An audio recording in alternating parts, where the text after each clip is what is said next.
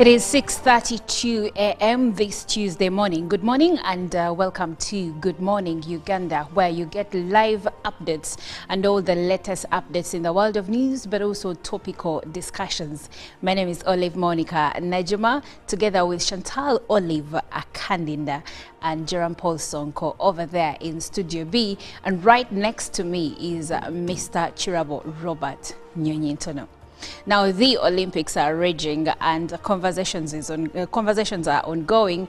Some are losing, others are winning. Now, last night we had a Ugandan Tassis Orogot who was running in the men's 200 meters. Jerome Paul Sonko, morning. Good morning to you. Yes. Did you get a chance to watch Tassis Orogot? Yes, I did. It was around 9 p.m. in the night, and he was running in the 200 heat, meaning he fully qualified for the semi-finals because they were taking in the top three. So again, in the semi-finals, he will have to compete and be able to qualify for the finals, which will then have us choose who will be the winner for gold, silver and bronze. And of course the competition is still wide, but we wish him all the best because he had actually the most interesting bit about his race is the fact that he was putting on, or he was wearing, SpongeBob socks. SpongeBob socks. So that is one of the things that is making headlines across the media platforms in Europe, especially ESPN in the US, who have been talking highly about his yellow SpongeBob socks that he had on as he was taking on that particular race. So when you look at many of the chances that we still have, or a shot at one of the medals in the 200 meters, I think with Tassis, the chances are there, if at all we rally behind him, and we wish him all the best, especially when it comes to the semi-finals, because we want to see him in the finals for the 200 meters. Indeed. And also you did mention that Joshua Cheptegei sustained an injury when he was running in the 10,000 meters. How are we over there? Do we know for sure if he will be able to participate again in the next feat, or he might actually drop out? Well, information coming in reveals that he will not be participating in the 5,000 meters. Remember, with the 10,000 meters is where he won the gold. Yes. And with the 5,000 meters, of which he won gold in Tokyo, he will definitely be going out simply because of that injury. So the chances are... Yeah. He sustained a shoulder injury.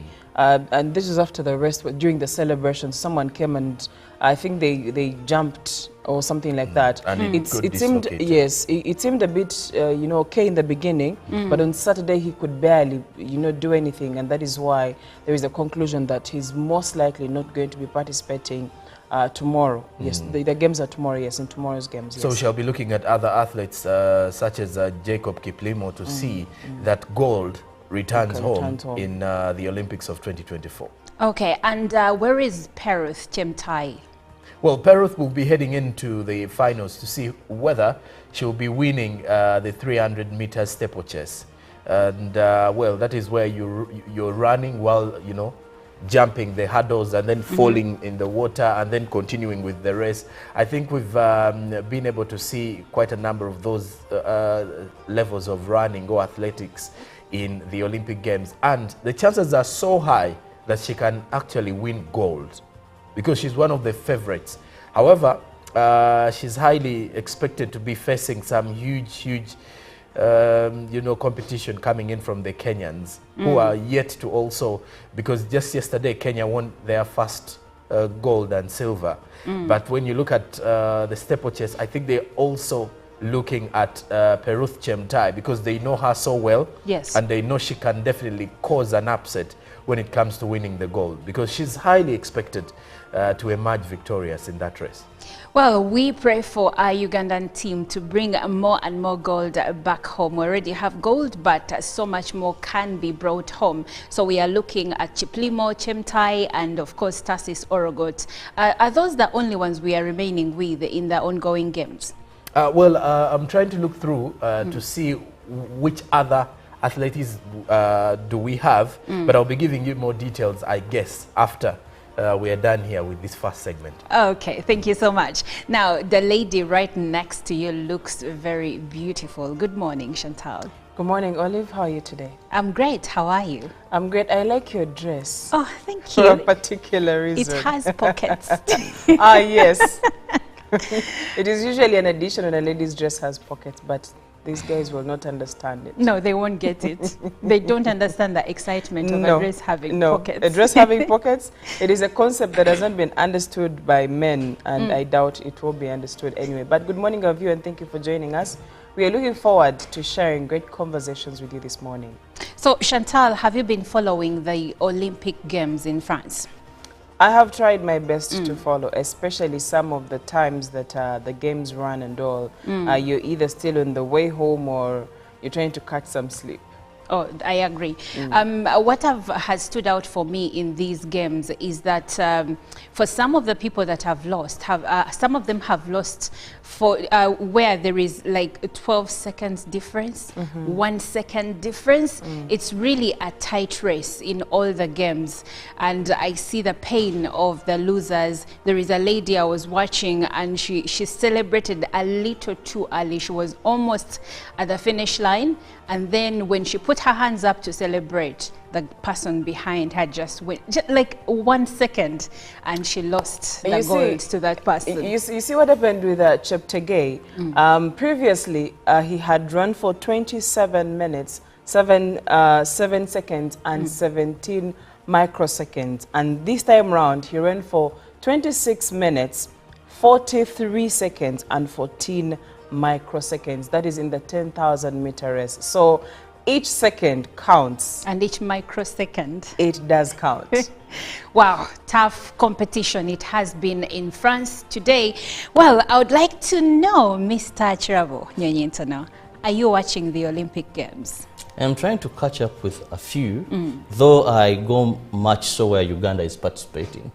I always ask Ruben, what time, who are we having, who is there, playing? And then that's when I follow. Because partly I'm more of a political animal there, political talk shows and all that than the sports side. But there's this controversy I'm following of the men's 100 meters, where there's, I think, one from Jamaica. There was Lyles and another guy. I'm trying to understand. One's leg is already crossing the line, then they are saying it's the chest that they are counting. So I saw the debate yesterday. I usually enjoy controversy, so I'm picking interest. I saw that on my way. And I want to understand more and ask Ruben, because if someone puts the leg first across the line, then someone's chest goes before, and you take the chest, not the leg. Now I'm like, okay. So, but for me, from the footage I saw, there is, I don't remember his name, who was wearing red shoes. His foot was kind of mid-air, and this other guy's shoe was already on the line. And the chest was a bit there. But Ruben will explain that. I love controversy. That's why the entire Olympics, apart from celebrating my Joshua Cheptegei, I'm now, where I see controversy, I buy into and I'm picking interest. And I'm trying to consult a few people, do some Googling, watch some pages. I'm like, okay, so these tall people, Rubens, could think you just throw your leg. You know the most surprising bit? It is all about that gentleman who won the Olympics, Lyles, is it?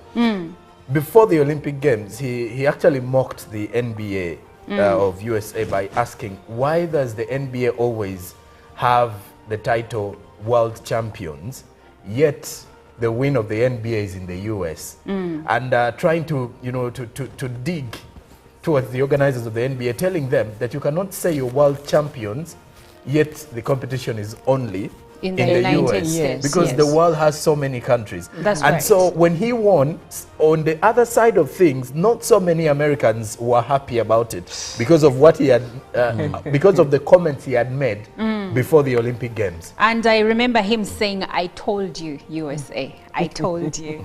But anyway, the Olympics are still ongoing, and we are having such a great time watching our local teams. And you know what's interesting? Like the other day when South Sudan was playing the US, all of us were South Sudanese. We were all watching for the team from East Africa, and it was a great game. But now, we move on and share some news stories that we have gathered for you. Just before the stories, yes, Chantal. Olive. Yes. I saw a comment away from the Olympics, by the way, made by Osman Sonko, and he says he really does not want his pictures in people's offices. He says he's not God and neither an icon but a servant of the nation, and says instead put your children's pictures so that you will look at them whenever you're about to take a decision. I think some individuals in our country need to borrow a leaf like this one. Some don't have the president's pictures, but whoever is in a public office, have your kids' pictures. So whenever you're going to make a decision, probably that should guide you in a way. I think we know where the conversation is heading. I know where that conversation is going, because other like HR and other coaches will actually tell you to not put personal pictures in your office, because you're now getting so comfortable, yet the office is not your home. And they normally say keep your personal pictures, family pictures in your house. But that's another debate to have. For now, let's launch into the news. And we'll begin with the movers of the motion to have the 4 commissioners of parliament resign. Now, movers and seconders of the motion to impeach 4 backbench commissioners, Esther Afayochan, Solomon Sirani, Prosi Akampurira, and Matthias Mpuga, for allegedly giving themselves 1.7 billion shillings in the name of service award, have compiled evidence and signatures collected to attach on the motion to submit, together with a notice to the clerk to Parliament. MP Sarah Opendi explained that the delay had been caused by ensuring that all signatures are photocopied in color. The mover of the motion, Remi Yaga, Member of Parliament Theodore Sechikubo, and seconder Joseph Sewungu, and other members who appended signatures on the motion, marched to the office of the clerk to Parliament at 5 yesterday evening and filed the notice. He said at this stage of the motion, commissioners should resign. The seconder of the motion urged MPs to come in good numbers for the debate against corruption in Parliament, emphasizing that those who never appended signatures can utilize this opportunity. Some MPs allege the commissioners plan to financially support their opponents during the 2026 general election. After filing the notice, the Clerk of Parliament has 24 hours to file it to the Speaker of the House, who has 14 days to put it on the order paper for debate. Now moving on, Reverend Father Dominic Alinga of Iriri Catholic Parish in Nakapiri Piripit District has been arrested in Tororo District for the alleged involvement in the murder of John Bosco Ngorok, a URA domestic tax officer in Entebbe Municipality, Wakiso District. Basing on the police investigations, Alinga has a criminal record and is on suspension for swindling charge offertory of 6 million shillings. It's alleged that the late Ngorok lent some money to Reverend Father Alinga, and failure to pay back led to a conflict between the two. The police authority has also refuted torture claims against its officer at Central Police Station. In another development, police in Kampala Metropolitan raided criminal gang hotspots in Masana and arrested 66 individuals suspected to be behind criminality in the area. Meanwhile, in Kampala East Policing Region, police have apprehended 4 youths for protesting at the Chinese embassy against China's investment in Uganda's oil and gas industry. The weekly security crime report indicates high rates of domestic violence cases, where some have led to loss of lives. And moving on now to politics, where Forum for Democratic Change, Katonga faction, has had its members arrested as they march towards the Kenya High Commission in Kampala. They intended to deliver a protest note regarding the recent arrest and detention of 36 FDC members. The arrested leaders include Semuju Nganda, Deputy Lord Mayor Dorin Nanjura, Ingrid Turina were among others. Police yesterday morning intercepted and detained a procession of Katonga fraction leaders and members who were marching to the Kenyan High Commissioner in Upper Kororo. The group was protesting the arrest of 36 party members that were detained by Ugandan security after being deported from Kisumu in Kenya. The detained members have been charged with treason, sparking outrage among FDC leaders. Earlier in the day, the FDC members, led by their chairman Waswa Birigwa and the acting president Elias Lukwago, held a press conference. They condemned the arrest and highlighted issues such as corruption, unlawful arrest, and human rights abuse in Kampala. Now, still in politics, National Unity Platform President Robert Kyagulanyi Ssentamu congratulated the members of Parliament and youth for actively fighting against corruption. Addressing the media at the NUP headquarters in Makere, Kavule, Kyagulanyi denied having conflict with Uganda or the Kabaka, emphasizing that any issues are propagated by self-seeking individuals. Kyagulanyi's statement comes in time for NUP's 4th anniversary celebration on the 22nd of last month, which could not be held due to the ongoing renovations at Kololo Independence Grounds. The party is awaiting confirmation when the renovations will be completed. At the press conference, the party's Secretary General David Louis Rubongoya introduced an online registration process for members living abroad, allowing anyone to become a member free of charge. Kyagulanyi appreciated the members of Parliament who signed the petition against corruption and the youths who supported the cause. He also condemned those who spread hatred and insults against the Kabaka of Uganda and emphasized that he has no conflict with the Kingdom of Buganda.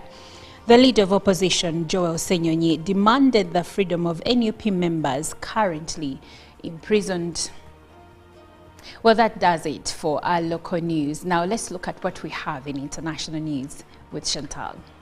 Now, internationally, a U.S. judge has ruled Google acted illegally to crush its competition and maintain a monopoly on online search and related advertising.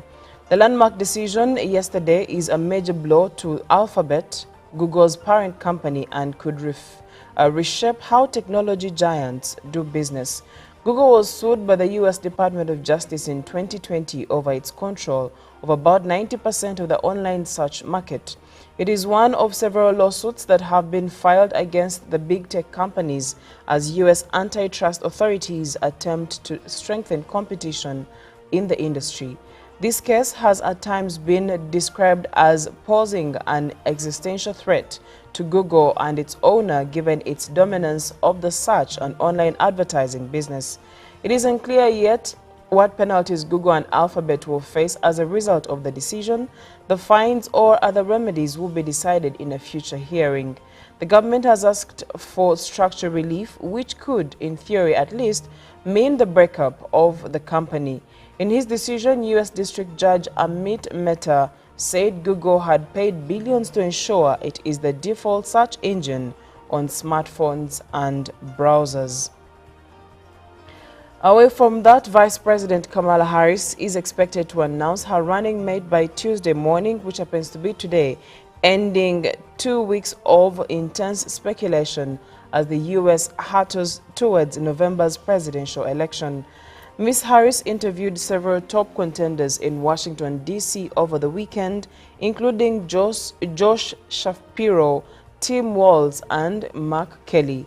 Her choice will join her on a whirlwind 5-day tour of 7 cities this week as Ms. Harris ramps up her campaign in key battleground states. The most recent poll from CBS, the BBC's U.S. partner, shows Ms. Harris and Trump in a tight race nationally, with a Democrat holding a 1-point lead over her Republican challenger. The poll released on Sunday shows Trump and Ms. Harris tied in battleground states where the former president held a 5-point lead while Joe Biden remained in the race. Following the announcement expected on Tuesday morning, a campaign video will be released before Ms. Harris and her new running mate jointly hold a rally in Philadelphia this evening. She reportedly met her vetting team led by former U.S. Attorney General Eric Holder over the weekend and received an in-depth presentation on their findings, including potential political vulnerabilities.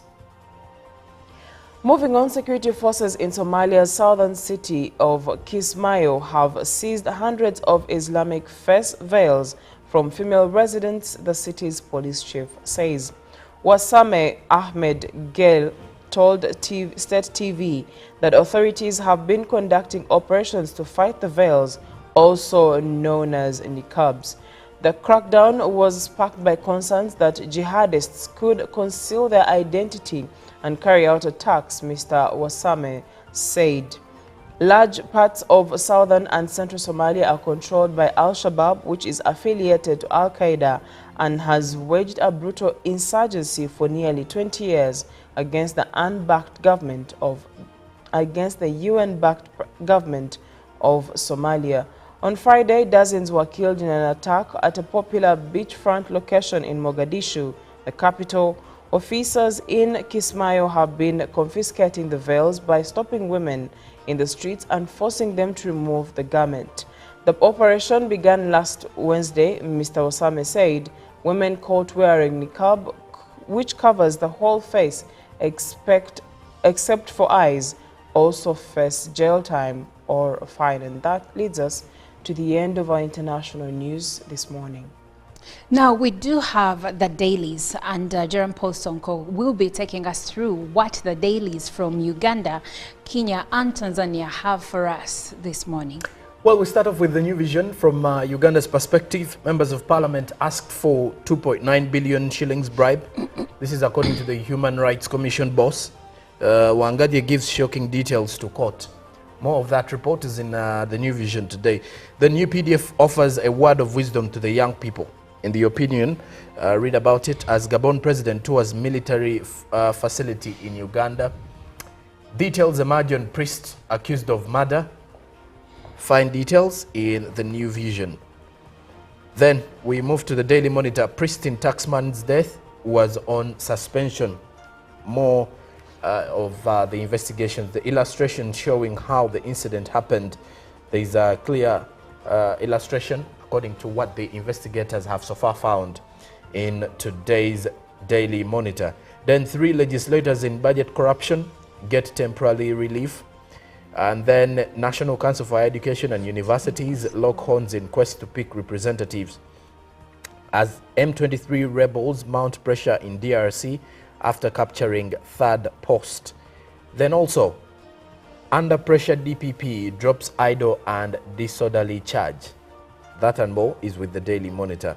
Then the Daily Nation, pass of Ruto's housing projects, headache, more than 10,000 units are not generating any revenue for the National Housing Committee.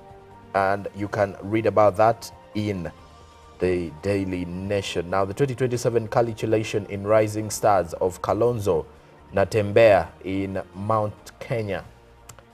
As former Vice President Kalonzo Musyoka and Trans Nzoia Governor George Natembeya could benefit from the uncertainty surrounding Mount Kenya politics amid a growing feeling that the DP Rigathi Gachagua is being sidelined in President Ruto's government. Then in the big interview, De Uhuru visit to Inspector General's home upset Ruto. Then Ministry on high alert over Mpox. That is in the health perspective as Bangladesh Prime Minister flees after deadly protests rock the nation. Now, in the Citizen, you can find more about government committing to buy paddy from farmers. That is in Tanzania. Then calls for justice in brutal gang rape as human rights defenders are calling for government action against alleged security officers who sexually abused a young woman in Dar es Salaam and circulated a video of the horrific incident. That's terrific. Then a bag of mixed fortunes for online news outlets. Then the Magufuli City administrative hub on the rise, says the Citizen newspaper. Then in matters health, rising use of shisha among students sparks concern. I think now East Africa is a region, really. Well, that does it for our news brief this morning. You were making a comment about East Africa and shisha.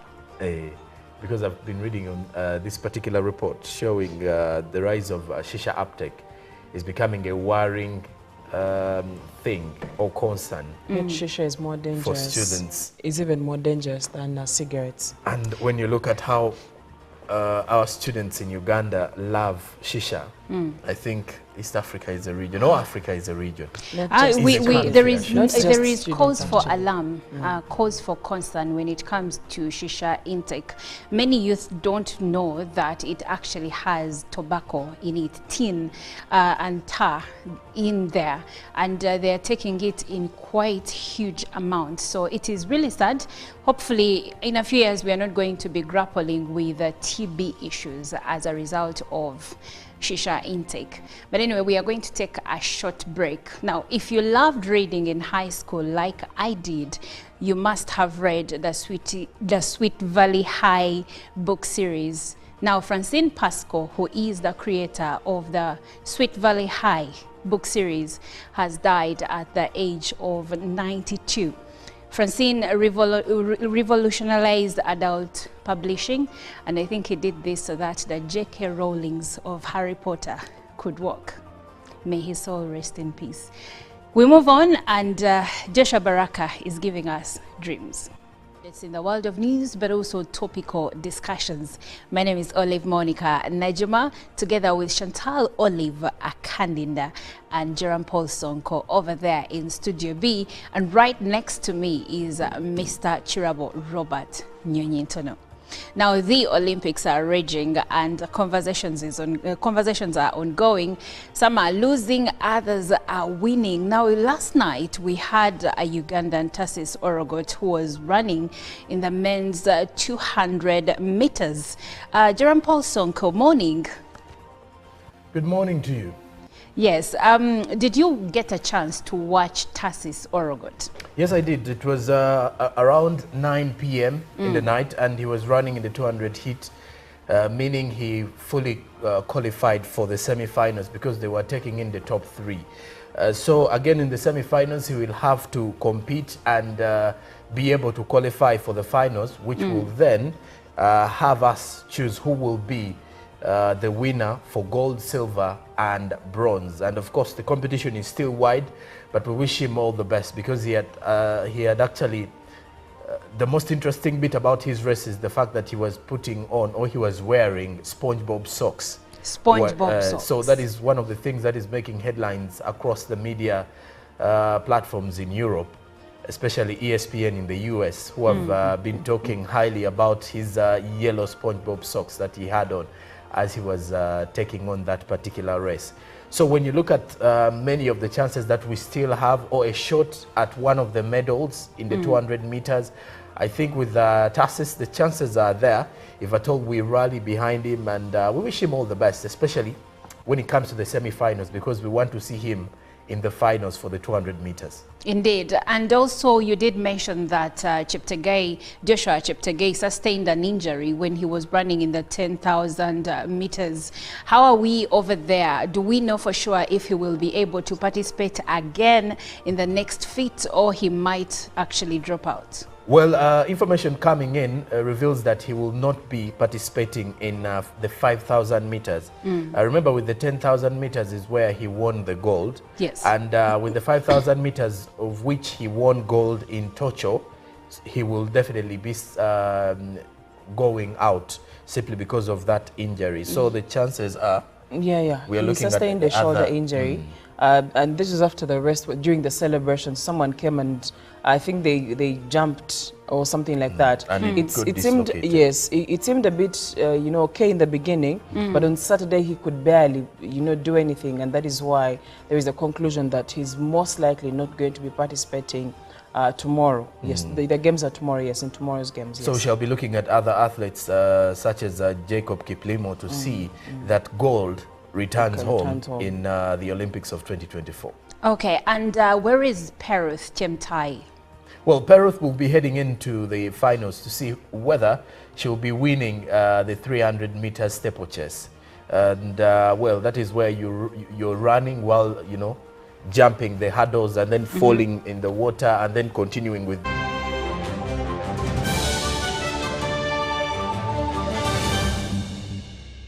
Was brought to you by.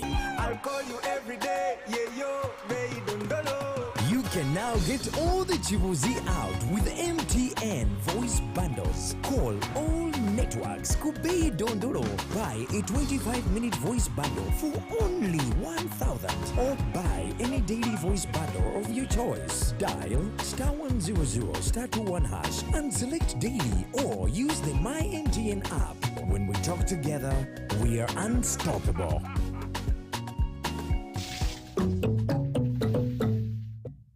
A new dawn on Behind the Headlines with me, Timothy Nyangweso. Every Wednesday, live in our studios in the heart of Kampala. We have conversations that have analysis, explanation, but not every truth is fact, and not every fact is truth. Every Wednesday, 10 p.m. on your public broadcaster.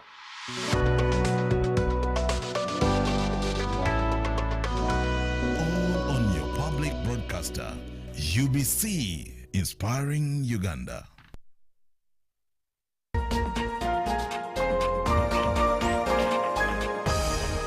Coming soon on UBC. Welcome to Inside Broadcasting. Sharing with you the process behind what you see on the screens. My name is Lorraine Masika Kazimoto. Step behind the scenes and witness the magic that brings your daily broadcasts to life. That's why I come out openly to actually tell you that I'm an investigative journalist. That even when you see me here, I'm actually investigating you guys. So you should be aware about that. Experience the hustle, the heart, and the human stories of our on and off-air staff. I see my phone ringing and I'm like, ooh, which number is this? I hear the president on the other line. The president of the Republic of Uganda. Of Uganda, yes. Be inspired, amazed, and part of the journey that powers Uganda's most captivating TV and radio moments. Because good broadcast comes down to an individual. They should be artistic. This is Inside Broadcasting. Inside Broadcasting. Inside Broadcasting with Mark Wadula.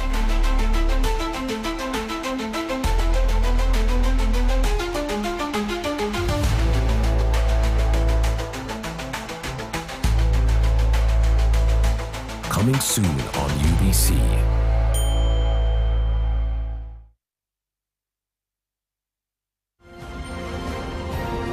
Live from UBC Studios in Kampala, this is Good Morning Uganda.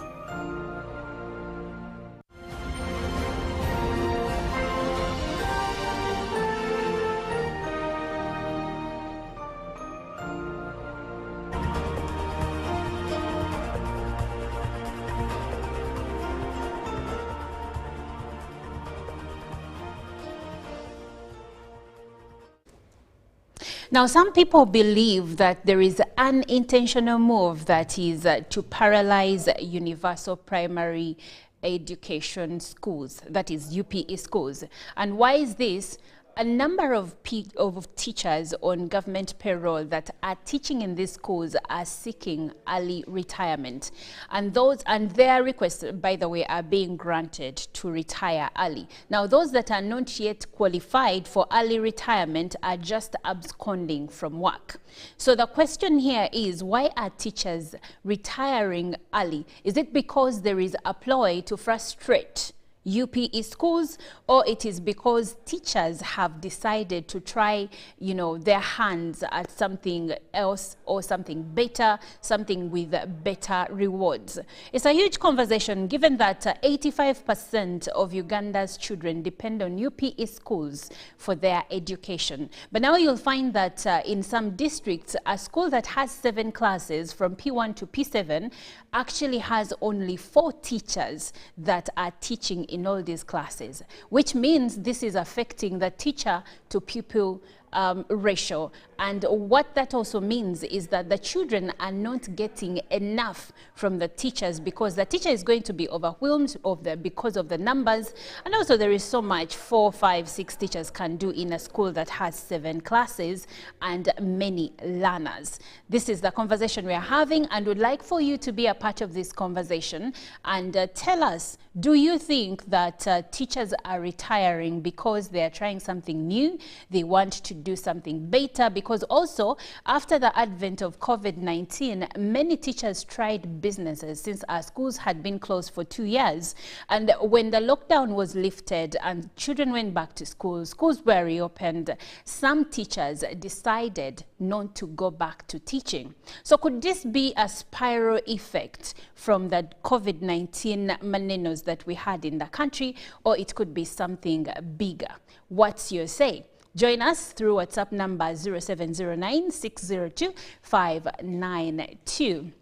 Now, I'll start this conversation by going to Studio B, where Jerome Paul is. And Jerome, I will be direct. Why do you think teachers are retiring early? Over 5,000 teachers are seeking early retirement as we speak. You know, there is, let me just go direct on the money. There is something to do with the low salaries and a bit of the benefits, especially when it comes to the UPE teachers. And of course, this also cuts across to the USE teachers. Why am I looking at it this way? When you look at the level of, of education, many of those that are attached to, let's say, public schools, many have decided to even seek for other jobs or look out for other jobs in other schools. I'll then run it back to COVID-19. There were some news stories that were done and dedicated to the teachers, looking out for them to see how are they doing in such a time when schools were closed. Remember, only a few schools could afford the online classes and stuff. Yes. And most of the reports that were being done, or that were done by the different newsrooms in the country, found out that many of the teachers had opted for minor casual jobs. Now, after the COVID-19 pandemic, a few teachers dropped out of their profession. Why? Because they realized at times schools make it very difficult for them to earn off the education. And with the kind of economy that we are living in today, even most of the motivational speakers will advise you that you cannot survive on just one source of income. You'll either need to have a main job, which is your main office, then try to get a side hustle. Then from the side hustle, you also need to have something else you're doing. And for the Gen Zs like myself, it is always the luseke now. You will end up, beating the luseke. And for those of you who do not understand fully the term luseke, means you'll definitely go into the element of good morning, of, kusutaring the mugaga. Appreciating how... I think you're just making things worse. Okay. The mugaga coughs and you clap. And you clap to get more money off the mugaga. But besides that, when you look at the conditions under which many of these teachers live, especially while they are teaching, there needs to be a very huge conversation rotating around their kind of life. And this is forcing many into retirement, because they sit down and realize that without education, what will happen if at all I'm laid off, or if at all I reach my retirement age per se. Now, Jerome, you did mention that when you look at the lifestyle or the kind of life that teachers are living, even when they are working, I would like for you to go deep into this issue. Tell us about some of the challenges that the teachers in universal primary and universal secondary school education schools are facing, the challenges that teachers are facing, but also the challenges the schools are facing. Well, let's start off with the teachers. When it comes to the teachers, many of them do not have what you could definitely call a modern house. Okay, when you look at the way they live, not so many are living in the best way you would think they should. Because teachers are high contributors to the many different leaders that we have in society, for example. That's right. The business people that we are looking at are always, where they are because of the teachers. But it's always depressing when you sit down with most of the teachers and, or if I told you a student, if you are, you've actually done the graduation and you're fully into the job sector and you decided to go back and check out on some of your teachers, you'll be left disappointed with the way of life. Because one, you will find out that many have not even improved when it comes to the way they were living then. When you were in primary school. When you were in primary. And when it comes to this generation today, you'll again have to realize that at times, many of these teachers are never considered in this day and age. Because remember, there are different education phases. Education changes, and of course the teaching techniques changes, and not so many of the teachers are adopting to the same. Now, when it comes to, you know, their welfare, it is also lacking somehow. I have mentioned that many teachers have found themselves seeking for jobs in private schools because they know at least they will have a better pay, money will be coming in on time, you will only be fired or checked out if at all students are not performing, or if at all you fail to meet the standards of the school per se. Now, when it comes to the welfare, how they are living, their housing, not all teachers can actually afford medical care. And I'm speaking from the aspect that the majority of Ugandans themselves cannot even afford this. Now, when you look at the education sector, which is one of the key priority sectors, by the way, for our country, but these are things that are still making many of the teachers going into early retirement. And the early retirement does not necessarily mean they have completely got out of the working environment. It means they've gotten out of the government system. Exactly. And they are looking out for better options, or even leaving the education sector and trying out different, you know, different sectors, or going into other, what you could actually say, maybe going into to apply for other courses at the university or other programs for the university to best place themselves into better paying jobs. Okay, Jerome, I'll come back to you because you answered one part of the question and the other you did not. Okay. Or probably I'll throw this question to Chantal. There are issues that the teachers are facing by themselves, like Jerome has put them up. I won't repeat them. But then there are also problems that are faced by the schools themselves. Because I believe by the time a teacher is facing challenges, even the school is facing challenges of its own. So can we look at some of the challenges UPE and USE schools are facing that could be probably contributors to why the teachers within these schools are seeking early retirement? I'll make it very simple. I look at infrastructure, look at even just the schools or the places where these UPE schools are located. It goes without saying that we still have students studying from under the tree in some remote districts of the country. And what does that imply? It implies that such conditions or such working conditions are not favorable for these teachers. Also, take a look at availability of material to use in terms of chalk, in terms of markers, in terms scholastic of materials. All the scholastic materials you can think about. There is scarcity of those, and that also makes it hard for these teachers, for these schools to actually operate. Look at the operation of these schools. You're talking about feeding for the students, you're talking about feeding for the teachers, you're talking about even sustaining, if they have access to water, sustaining water flow, and all that is also linked to how the school operates and in turn affecting how the teachers you know, are also operating in these schools. So those are some of the things. Look at infrastructure, look at resources to run the school, look at material to use, even teaching material itself. And those are some of the things that you can look at and say the school itself is struggling with these. And in turn, it goes down to the teacher, then goes down to the student as well. Okay. Now, how do you think the scarcity of teachers, especially in USE and UPE schools, how do you think this scarcity is affecting the education system in Uganda, but also the overall futures of Ugandan children? Well, first of all, the scarcity has been there. I was looking at a report that was put out last year.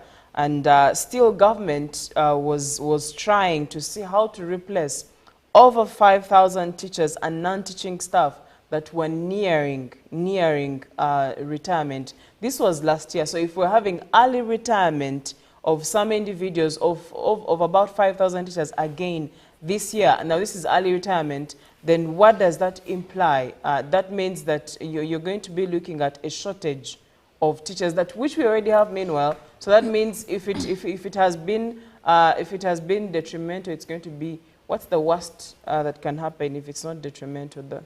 The more extreme word to use yes. after detrimental. You're looking at devastating. Pardon? Devastated.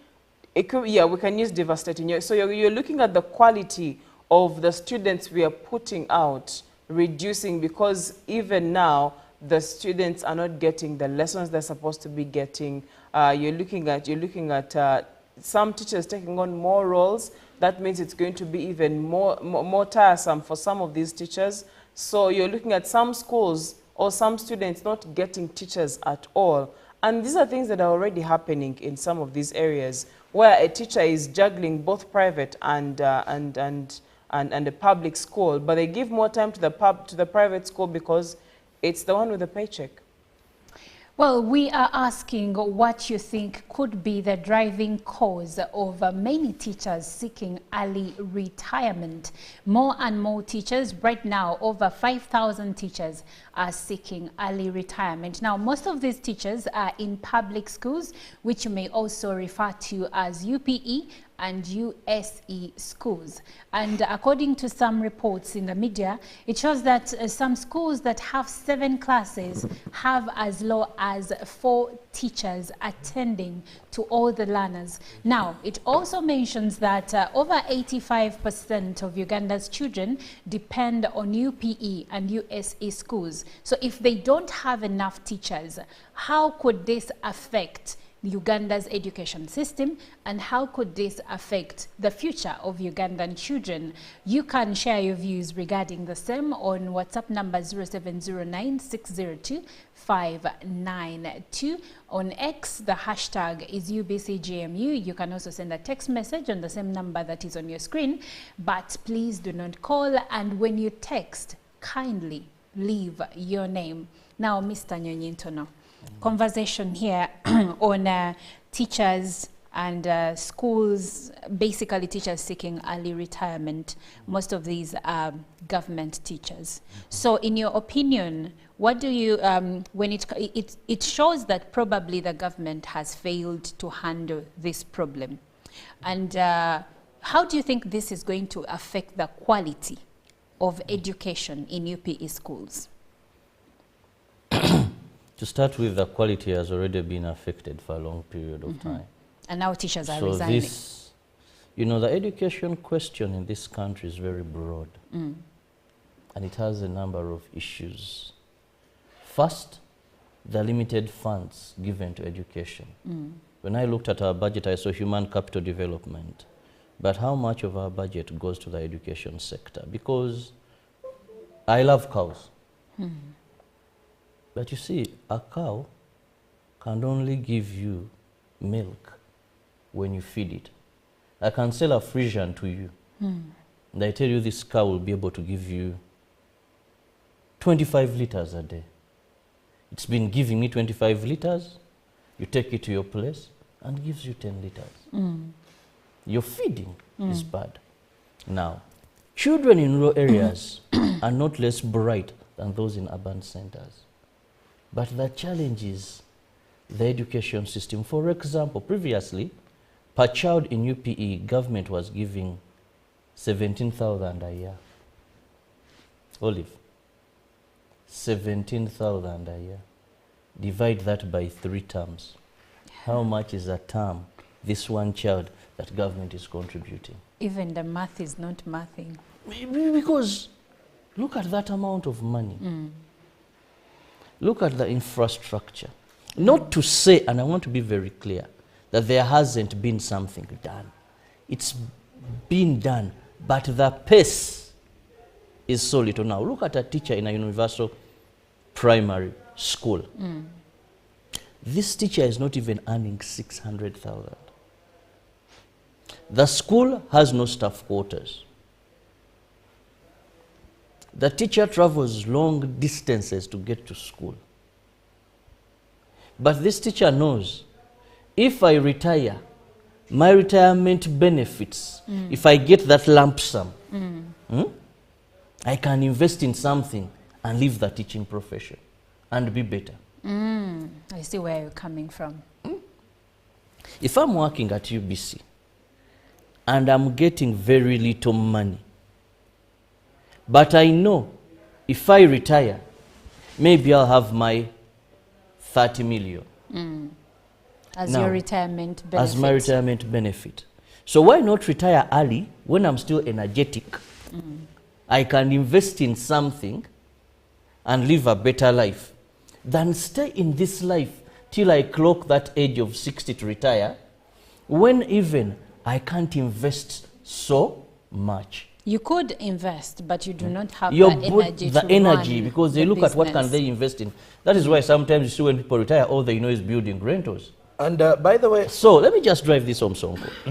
So this whole question, the answer is the teachers are looking at what they are getting at retirement and how they remember we had COVID-19. Yes. Now during COVID-19, a number of teachers tried out different businesses. And so that it worked. And so that it worked. Now what they are lacking is capital. I could be doing a business, and I know if I get some money and inject in this business, it will give me more returns.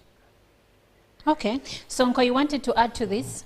Well, I wanted to add onto something. There was a report by the New Vision as of October 2020, and this report revealed that the teachers under their umbrella body, the Uganda National Association of Teachers, UNATU, had asked the government, that was as of 2020, to change their retirement age from 60 to revise their retirement age from 60 years to 50 years.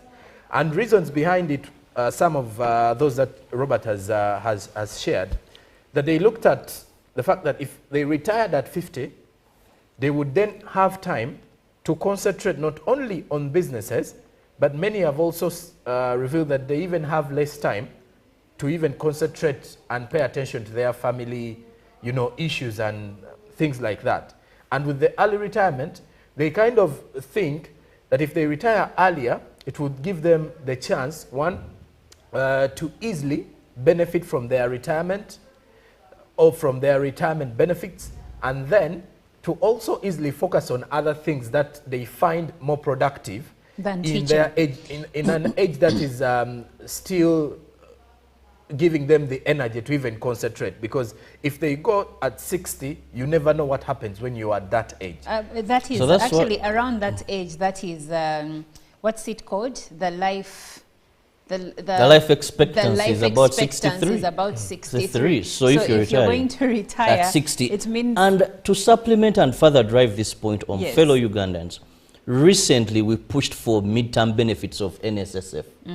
Because a person will tell you, by the time I hit 60, if I want to be a successful fisherman, because a number of teachers around landing sites are in fishing, if I want to be a successful fisherman, at 60, can I still withstand the lake? No. Then I can't.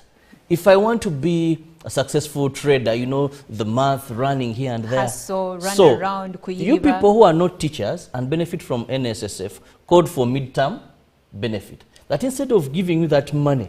But you 60, see the difference. Now, the midterm, look, I want to drive why they arrived at that. Yeah, let me get part of this money, invest in something, so that because I'm still very energetic, now, by the time I'm getting the other remaining half, I'm just adding. No, but the difference between the early NSSF benefits and the teachers is that you're still part of the workforce, but you're just getting part of what you'll get at 60. But it drives back to the other fact. The teachers for them are retiring, they are quitting. And that brings another question, Chantal. There is personal interest here where we know we have ministers, parliamentarians, and many other people that are within the education sector, or even people who work in the education sector, but they're not bringing this, they're not, first of all, giving much attention to this issue or bringing it to the attention probably of the president. So how do you think their personal interests in private schools, because we know that some of the key stakeholders in ministers in the education sector, to mention but a few, have personal influence in private schools. So how do you think that their personal interest in private schools is influencing their priorities and actions and making them care less about the plight of universal primary education schools and even secondary schools? If I were to give it a percentage, I would give it like 0.01%. You know why? Because one, look at, let's weigh both sides. Look at the side that has some of these individuals you're talking about that that have a foot in private schools, and then now count how many USE schools or UCE schools, I mean UPE and USE schools do we have? Then look at the budget being allocated to the education sector, and look at what government is doing, and then you'll have your answer. Yes, we can now think about there could be a bit of maybe the priorities are not being aligned properly because they could be having a benefit, but I think it is to a very, very small degree, because one, they are not the individuals that that provide the money. All they do is lobby for money for these schools. Yeah, but for Chantal, example, I would like to bring your attention, sorry to cut you short. If you are a stakeholder in the education sector, let's say you're a minister, but you also own a couple of schools, and you're not alone, will you really care about the plight of USE schools? Yet you know that if parents do not appreciate the quality of UPE schools, they will go to private schools and your schools stand to benefit. I still think we are missing the point. The point here is that the money being allocated to the education sector is not enough to make sure that UPE and USE schools run to full capacity. And I who do is not supposed think to lobby for that money to be enough? So are we saying that they're not lobbying enough for because those schools to it get the is money? alleged that because of their personal interests elsewhere, they are not putting in enough energy to fight But you see, for the schools. If these individuals had schools in Nebi, Kapela Byong, Karamoja, and wherever, you would have that conversation if they had their private schools up and running properly. But most of those individuals have schools in the the urban setting. So the competition we're looking at right now is unfair competition for them to be biased like that. Are you saying that all the children in the schools in the urban settings are from the urban settings? Not at all. So those schools, those children, is there a likeliness that some of those students could be coming from the districts that have not been given attention? They can afford to pay a certain amount of money in an urban setting for them to be able to access the quality of education they are looking for. Again, Olive, I say this, what you're saying, I cannot agree to it or disagree to it, but I'm putting my focus on what I think is the challenge or the core of the problem. There is not enough funding for the education sector, and that is why we are seeing not even the structures or even provision of scholastic materials. So let me ask you, let's say for example we've not been able to construct buildings and we are still in the process of that. So do we mean to say that the reason as to why these children or these schools are not getting, say, material to use is because still the individuals who have provided everything for their schools and are already competing way above these schools cannot even lobby for those? So my question, I will still take it to Robert. Chantal says there isn't enough funding, but you see, funding does not come from heaven. There are people who are supposed to lobby for different sectors and ministries for this money to be provided. Are the stakeholders in the education ministry doing enough to lobby for government schools, especially in UPE and USE, or their personal interests to a degree blinding the efforts? Well, first we must know how government works to give money to a particular ministry. I think that is very important. And how your personal efforts can cause that change or not. Now, what ministries do, what these people do is to present their budgets. to Parliament, the Budget Committee of Parliament. Now, you go there to defend what you've provided. Now, when you get there to defend what you've provided, this committee will look, scrutinize, make changes here and there, then forward later the technical staff of Ministry of Finance, Planning and Economic Development come in. So usually you can advocate, you can lobby, but you don't have a final say. Okay.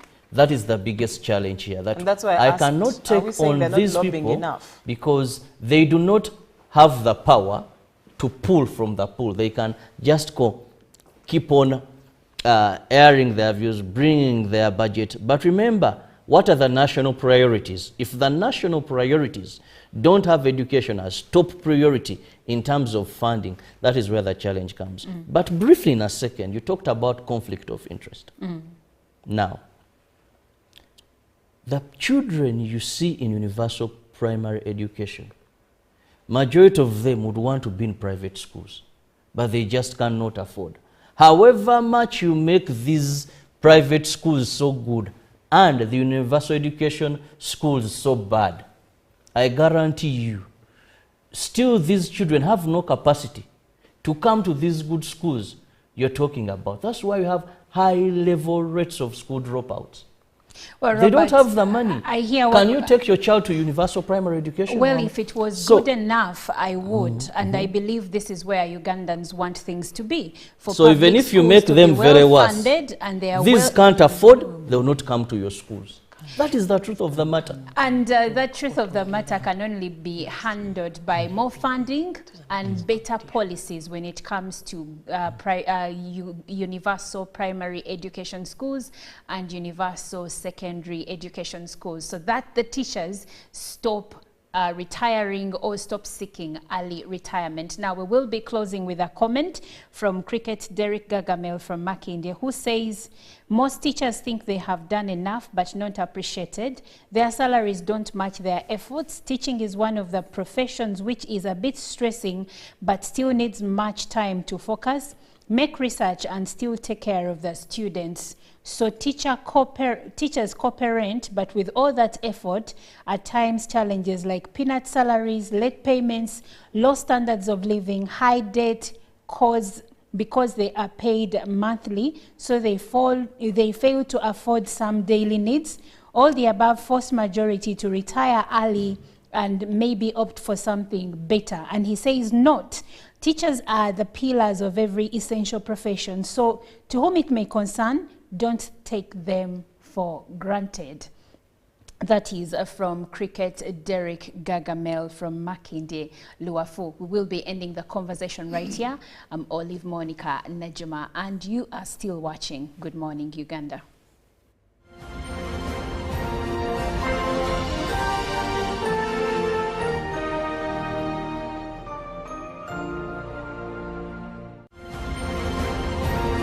Live from UBC Studios in Kampala, this is Good Morning Uganda. Pick of the day on UBC.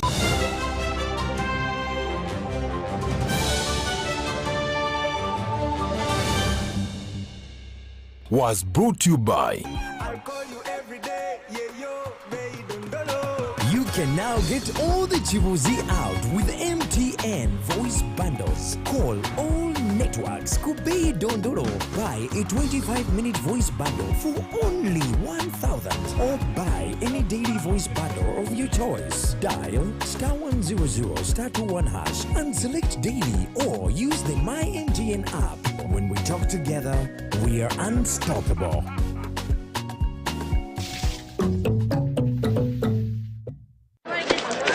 Juko. Yo.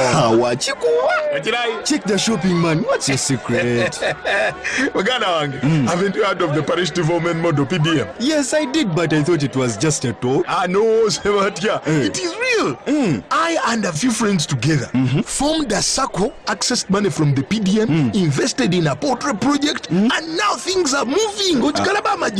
Juko. I thought I was one of your friends. You are. But you left me behind. I didn't leave you in poverty. What you should do, just visit your LC2 chairperson and your parish chief, and start the process of economic transformation.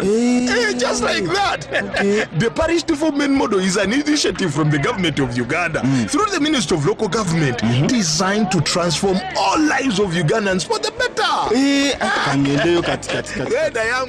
PDM, my parish, my development, my life. A new dawn on Behind the Headlines with me, Timothy Nyangweso. Every Wednesday, live in our studios in the heart of Kampala. We have conversations that have analysis, explanation, but not every truth is fact, and not every fact is truth. Every Wednesday, 10 p.m. on your public broadcaster. All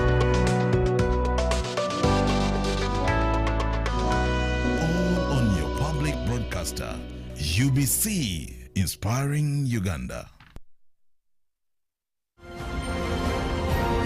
Live from UBC Studios in Kampala, this is Good Morning Uganda.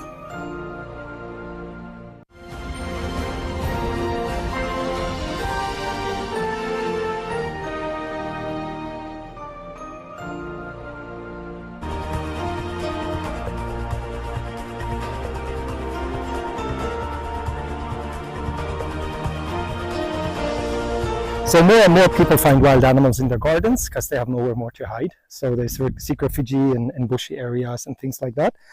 And over the last 5 years, I believe this is the 7th pangolin which was brought to us from the local community when they're clearing their fields or clearing their gardens. We always notify UA from the very first one we have. They normally send a team and then they translocate them to the national parks. The pangolins we get here are the white-bellied tree pangolins, so they're forest species. And as of recently, they've always taken them to Chibale, which is probably a suitable habitat because it's safe there, and there are tree pangolins there. Recently, we received a team from UA, however, with a directive that they should take it to Lake Mburo, which doesn't add up because these are tree pangolins. They shouldn't be in the savannah. They can't survive there. But nonetheless, we've always been giving them to UA and notifying them immediately, as we will as well today. Only the last 2 or 3 pangolins which we received, we asked UA at some point that since the community keeps bringing them here and since they are displaced from the forest, that UA might consider leaving 1 or 2 of them here as ambassador animals. Because in all of Uganda, there's no any place you can see a pangolin. If you go with a school class today and you say we want to see a pangolin, there's nowhere in Uganda you'll see one. It's only by good luck you will see them in the forest, but that's not something you can guarantee. So from that point of view, we believe it would be to the benefit of the nation to at least have a place where people and students and even researchers, even UA staff themselves, even custom staff for sensibilization purposes could come and actually see the pangolin. So we have a lot of animals which are termite feeders, specialist feeders which only eat termites, as the pangolins are as well. We have bat-eared foxes which also only eat termites. So we have a lot of experience with these specialist feeders, and we've had bat-eared foxes for at least 5 years. And we have 1 pangolin now since 3 months, which is doing very well. I will actually show her to you later. Her name is Sally. And this one has just arrived now, so we will notify UA. We will check if it's a male or a female. This is an older pangolin compared to Sally, which you will see later. You can see it's still covered in dirt. Pangolins, they are quite defenseless, so they pretty much rely on peeing and pooping on you. That's their defense. This looks like it is a male. And this is a full-grown white. You see it's peeing. That's how they defend themselves. They're so defenseless. They don't bite. They can't really scratch so much. So they'll just pee on you, hoping that you will leave it alone.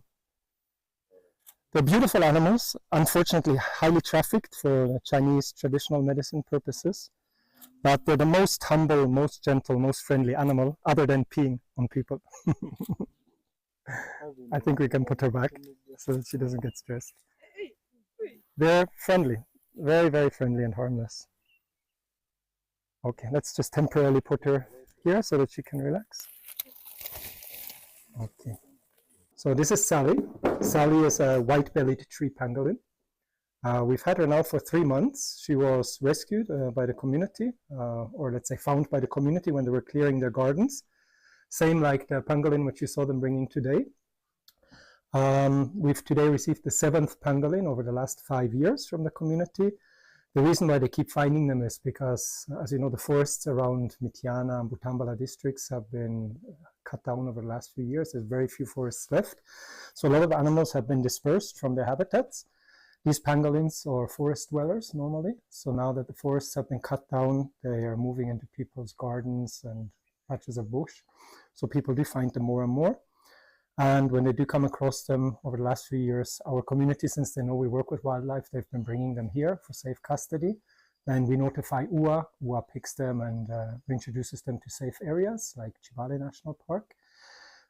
For the first 5 or 6 pangolins, UA has always taken them there. Then, as of recently, we asked UA that they might want to consider to leave one pangolin here as an ambassador animal, because there's nowhere in Uganda you can actually see a pangolin. Now, most people will have heard about pangolins because they're heavily trafficked for Chinese medicine, but few people have ever seen a pangolin alive. So that's why we believe it would be very good for the country to have at least one facility which keeps pangolins. The problem with pangolins is they're specialist feeders. They only eat termites and ants. And it's a bit tricky to feed them in captivity. That's why few zoos around the world have them. And that's why we're happy that we can say Sally has been here for 3 months, and she's actually gained a lot of weight since she's here, and she's doing perfectly fine. And I think it would be very nice if the country would have at least one place where people can see and learn about pangolins. So therefore, we hope we'll be able to keep Sally here.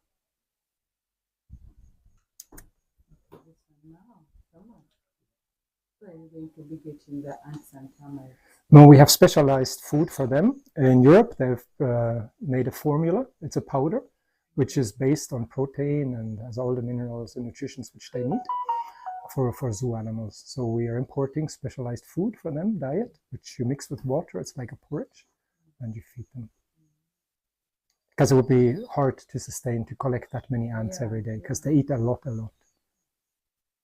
But as you see, she looks very healthy and she's very well fed. Feather-like? Is that feather-like? These ones, they're relatively soft. It's like soft fingernails, actually. You can touch her. And it's just for protection. They don't use them, it's only for defense. So they roll up into a ball when there's any threat, and the scales just keep them safe, that they're not easy to be eaten by a smaller animal.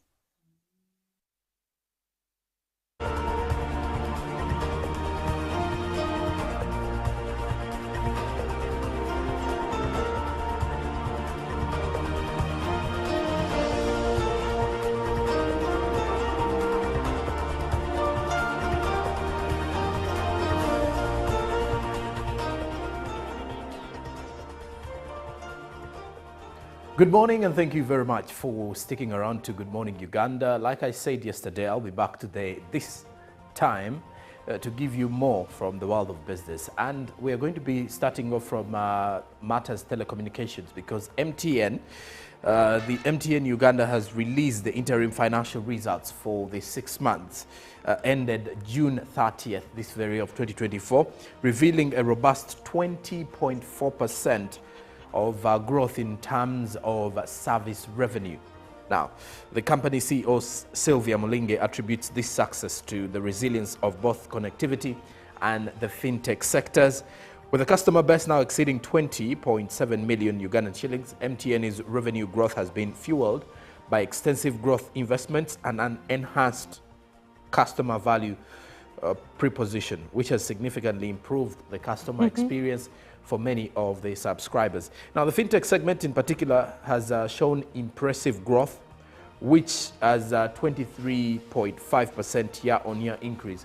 Now, also, the mobile money business experienced a remarkable 25.7% growth, reflecting strong performance in that area. Now, the multinational telecommunications company commits to sustain its commercial momentum in the second half by continuing to partner, innovate and create solutions that meet an ever-evolving market as technology continues to advance.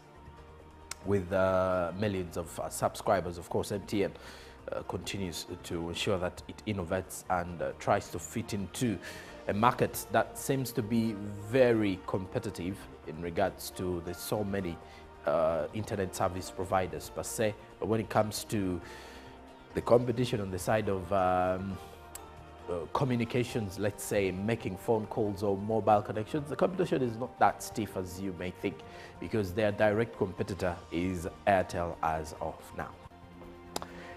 Now, elsewhere, we talk matters fish farming, because fish farmers in Uganda have long faced challenges with slow growth rates, often due to poor breeding centers and quite a number of other details, especially when it comes to the level of the facilities that they use to continue with fish farming. Now, to address the issue, a groundbreaking research initiative is currently underway, and this particular one is led by Makerere University in collaboration with Roslin Institute at the University of Edinburgh and the National Animal Genetic Resources Centre. Now, this research by the Roslin Institute at the University of Edinburgh, that is in the United Kingdom, and as well as the National Animal Genetic Resources Centre, aims to enhance aquaculture production in Uganda through pushing for selective breeding. Now, the research project is in Matuga, and it's mainly focusing on Nile tilapia. Now, under this project, the fish have been evaluated, Nile perch and tilapia, sorry. Now, under this project, you get to realize that the fish have been evaluated over a 4-month period in selected ponds, where they are regularly weighed to monitor growth rates as well as looking at their resilience. By understanding the genetics of Nile tilapia, the project is aiming to provide fish farmers with high quality seeds that promise better growth rates and reduced losses, especially for the farmers who have been recording losses, those of which are engaging in fish farming in the country. Now, with advanced research and innovative techniques, Uganda is also set to enhance its aquaculture production, guaranteeing a brighter future for the fish farmers and the industry at large, or for those who are into fish farming.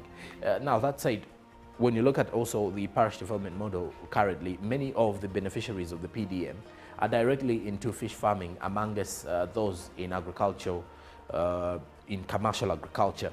Now, commercial agriculture encompasses quite a number of things. Besides the fish farming, you get to realize that there are those in the exporting of fish. There are those who are also in, let's say, those who are selling fish feeds. We also have those who are away from fishing in regards to commercial agriculture. These are people who are selling, let's say, seeds. And then there are also those who are practicing the farming. And then there are those who are dealing into, finding out the markets for the farmer to export or to market their product or to sell their produce to the market, or what you could call the middlemen or the brokers in this regard. But when it comes to the fish farmers, you get to realize that this seems to be a very, very, very profitable venture for those who know what they are doing. But of course, there are always some challenges within the entire value chain, besides the amount of money you have to put in to ensure that you get better produce, and you also make sure that your fish pond, for example, is up to the standards that will definitely help you generate more incomes from your fish farming hustle. But besides that, also, when you look at some of the pillars that the president has always been pushing for many of the Ugandans who are into agriculture, is that he has always been reminding Ugandans to look into dairy farming. He has looked into fish farming. He has also looked into beekeeping. He has always been advising Ugandans into poultry keeping as well, because these are some of the pillars, or what you could call the 7 pillars under commercial agriculture that can easily generate, or that have the potential to generate great incomes for those who are practicing any of those few economic activities in regards to agriculture. Now, off to the forex market. The central bank gives us these details, and like I did mention, these are figures that change within time to time, and they change 3 times a day. These are uploaded or changed or updated 3 times every day. We look at the US dollar yesterday, Monday. It was buying at 3,720.59 shillings, while selling was 3,730.59. By midday, there was a slight increase because the US dollar was buying at 3,023.64, while selling was 3,733.64. And then the closing time saw the US dollar buy at 3,723.82, while selling was 3,733.82. The Great Britain pound was buying at 4,734.83, while selling at 4,747.55. The euro was buying at 4,058.21, while selling at 4,069.11. The Kenyan shilling was buying at 28.64, while selling at 28.72. The Tanzanian shilling was buying at 1.37, while selling at 1.38. The South African rand was buying at 201.81 shillings, while selling at 202.35 shillings. Chances are you will find the currencies faring that much, or you'll find the Ugandan shillings against the various currencies on your screen faring as that being displayed on your screen this morning. But by midday, chances are high there will be new updates, so be able to cope up with a few changes. But there will be slight changes because these are figures that have been there for quite some time, and they're only changing with a few currency points, if you'd ask me. Well, tomorrow will be Wednesday. I'll be back giving you more business updates. For now, Chantal Oliver Canada is here with the traffic updates. Good morning.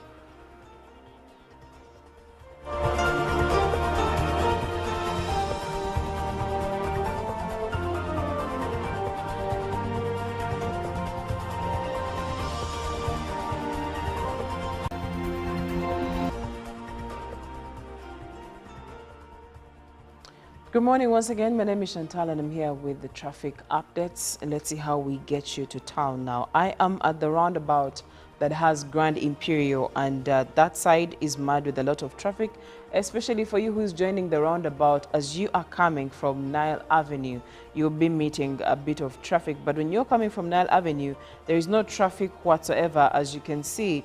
And that is all the way up to the roundabout that has Garden City. Nile Avenue is safe for you to use. There is no traffic whatsoever. Colville Street as well has no traffic, as you can see. But when you move further, you'll be finding a little bit of traffic, especially after the junction that takes you to Kimathi Avenue. If you stick to Colville Street, you'll be finding some traffic and slow movement as you are trying to join what you call the Kampala Road. Now, Speak Road is mad with a lot of traffic. You who is using it to join Kampala Road or coming from Kampala Road onto Speak Road, you'll be finding a lot of traffic all the way until the roundabout. But if you now proceed to Shimoni Road, you'll be finding no traffic at all. The Square 2 has no traffic, as you can see. Further onto Speak Road, as you are joining the roundabout that takes you to Lumumba Avenue and Tenen Avenue, you'll be finding no traffic if you are using Speak Road. Now, the Square 2 has no traffic. Lumumba Avenue has no traffic. The Square 1 has no traffic. Tenen Avenue has a little bit of traffic as you are closing into the roundabout. Nakasero Road has no traffic. As you can see, you will be okay to move as you are trying to connect now. If you're joining Chagwa Road, you'll be finding traffic, especially at after the junction that has Lumumba Avenue. But after that, you'll be finding no traffic at all. You'll be okay to move now. When we try to get to Uganda Road, you'll find that Uganda Road has no traffic at all. And if you're using Uganda Road to join to the Square 1 road that leads to Kampala Road, it's where you'll be finding traffic. Now, when you join Kampala Road, you'll be finding bits of holdups here and there and slow movement. But if you are coming to town, especially after Speak Road, you'll be finding a lot of traffic. And if you are exiting town, well, it's in order, you'll be finding slow movement and a bit of holdups here and there because of the junctions in between. For example, there is a junction that has Speak Road, the junction that has Pilkington Road, and further onto the junction that has Colville Street. All those junctions usually cause a lot of traffic. Duster Street has some traffic for you who is trying to join Kampala Road through Duster Street. You'll be finding a lot of traffic. But after that, there'll be no traffic. Button Street has no traffic at all. Wilson Road has no traffic, as you can see. Further on to Kampala Road, there is no traffic. There is free movement.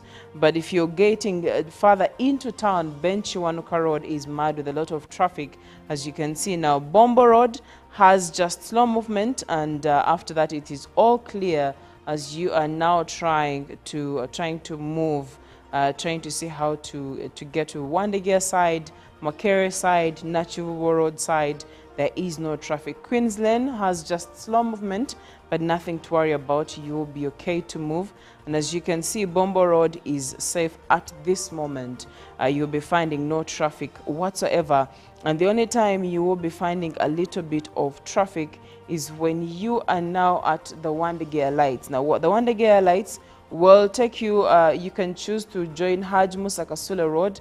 There is no traffic for you who is exiting the junction or the lights. But if you are coming from Makere Hill Road, trying to join the lights, you'll be finding a bit of traffic and slow movement as you are closing into these lights. And also, if you're proceeding onto Bombo Road, you will find no traffic, especially at the beginnings here. Now, Haj Musa Kasula Road, for you who is coming from the side of Mulago, has no traffic. As you can see, Nkizi Road has no traffic, and you are headed for proper movement.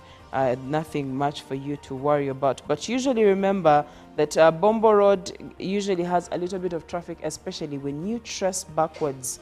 And by backwards, I'm talking about these some of the junctions, and also Makere Kavule side. Also, I'm talking about if you're coming from Gayaza side, Gayaza Road is mad with a lot of traffic, so you need to be mindful which road you choose to use. And well, that is it for our traffic updates this morning. I wish you a great movement, and hopefully you get to your destinations faster and safer. Good morning.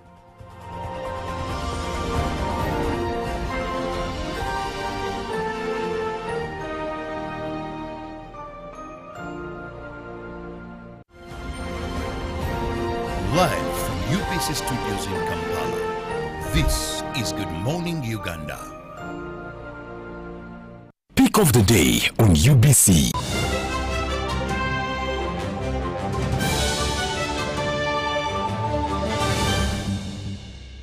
Was brought to you by I'll call you every day, yeah, yo, You can now get all the Chibuzi out with MTN voice bundles. Call all networks. Kubei Dondoro. Buy a 25-minute voice bundle for only 1,000. Or buy any daily voice bundle of your choice. Dial *100 *21 hash and select daily, or use the My MTN app. When we talk together, we are unstoppable.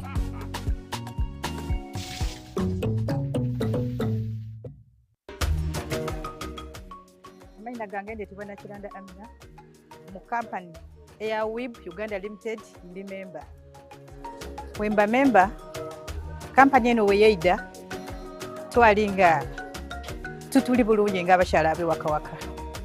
Abashala abe wakawaka tuwemera kubaami baife nga bonkana abajamu nandanga twidinti abashala tibakozesa ki nanda.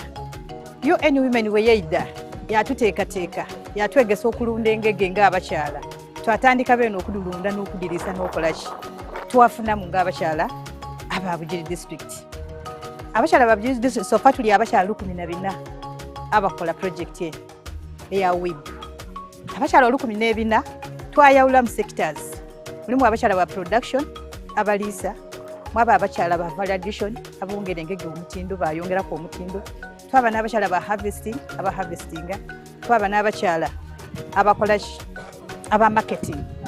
Sector donna did trained era did chedikola ki chedikola project eno tufunye mu nga abakyala government ya ifene ya Uganda njebaza okuja kwe kujanga batulingirira mu nga abakyala abana Uganda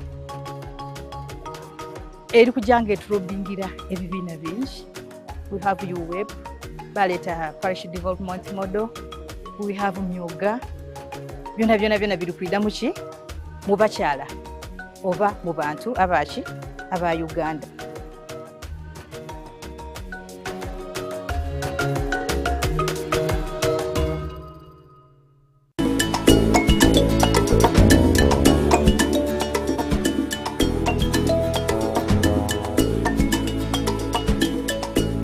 Welcome back to The Uplift, where we explore natural solutions for a healthier and happier life. Today, we're delving into natural remedies that can help you improve the quality of your sleep. Now let's dive into the world of better sleep. First, establish a bedtime routine. Create a calming environment to signal to your body that it's time to wind down. Dim the lights, read a book, or listen to soothing music. Taking a warm bath or practicing gentle yoga stretches. These rituals can help calm your mind and prepare your body for restful sleep. Next, limit your exposure to screens before bed. Our electronic devices emit blue light that can interfere with the production of the sleep hormone melatonin. Try to limit screen time at least an hour before bed. Instead, try reading a physical book or engaging in relaxing activities. Another effective remedy is to incorporate exercise into your daily routine. Physical activity releases endorphins, reduces stress, and promotes restful nights. Just remember to exercise at least a few hours before bedtime to allow your body to cool down. Additionally, be mindful of what you consume before bed. Avoid caffeine, nicotine, and heavy meals close to bedtime, as they can keep you awake. Herbal teas have been used for centuries to promote relaxation and improve sleep. Chamomile, valerian root, and lavender teas are known for their calming properties. Sip on a warm cup about 30 minutes before bedtime to help induce a sense of tranquility. Another classic remedy that many swear by is a warm glass of milk before bedtime. Add a pinch of nutmeg for an extra calming effect. The combination of tryptophan in milk and the soothing properties of nutmeg can help promote relaxation. Essential oils can be a game changer when it comes to sleep. Lavender, chamomile, and bergamot are known for their calming effects. Consider using a diffuser in your bedroom or applying a few drops to your pillow or wrists before bedtime for a soothing aroma that can promote better sleep. Creating a comfortable sleep environment is also crucial. Invest in a good quality mattress, pillows, and bedding. Keep the room cool, dark, and quiet. Consider blackout curtains or earplugs if necessary. Lastly, manage stress with relaxation techniques. Practicing mindfulness meditation can help quiet a busy mind. Spend a few minutes before bed focusing on your breath, engaging in a body scan, or using guided meditation apps. Clear your mind and let go of any tension to invite peaceful slumber. And there you have it, some natural remedies to help you achieve better sleep quality. Remember, finding what works best for you might take some trial and error. Thanks for watching. This program is produced by Sani Productions, powered by UBC TV, inspiring Uganda.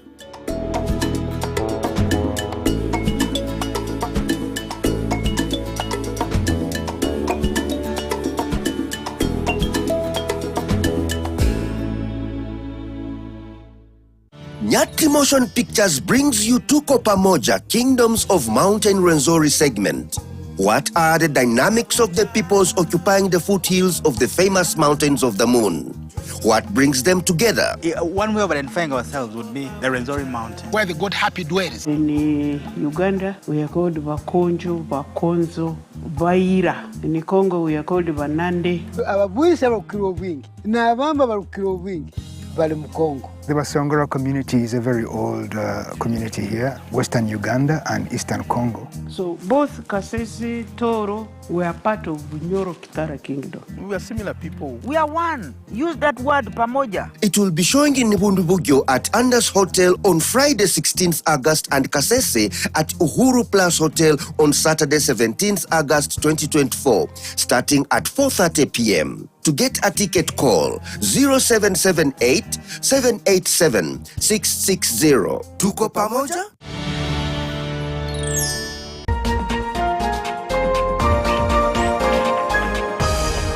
Coming soon on UBC. Welcome to Inside Broadcasting. Sharing with you the process behind what you see on the screens. My name is Lorene Masika Kazimoto. Step behind the scenes and witness the magic that brings your daily broadcasts to life. That's why I come out openly to actually tell you that I'm an investigative journalist. That even when you see me here, I'm actually investigating you guys. So you should be aware about that. Experience the hustle, the heart, and the human stories of our on and off-air staff. I see my phone ringing and I'm like, ooh, which number is this? I hear the president on the other line. The President of the Republic of Uganda. Of Uganda, yes. Be inspired, amazed, and part of the journey that powers Uganda's most captivating TV and radio moments. Because good broadcast comes down to an individual. They should be artistic. This is Inside Broadcasting. Inside Broadcasting. Inside Broadcasting with Mark Wadula.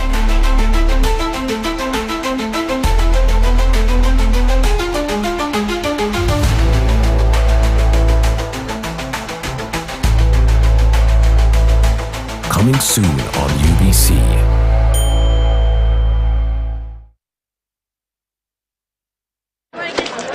Juko. Yo. Check the shopping, man. What's your secret? Uganda, haven't you heard of the Parish development model PDM? Yes, I did, but I thought it was just a talk. No, Sebatia. It is real.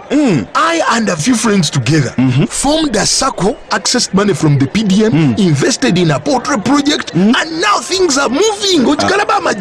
Juko. I thought I was one of your friends. You are. But you left me behind. I didn't leave you in poverty. What you do, just visit your LC2 chairperson and your parish chief and start the process of economic transformation. Just like that. The parish development model is an initiative from the government of Uganda through the Ministry of Local Government designed to transform all lives of Ugandans for the better. PDM, my parish, my development, my life.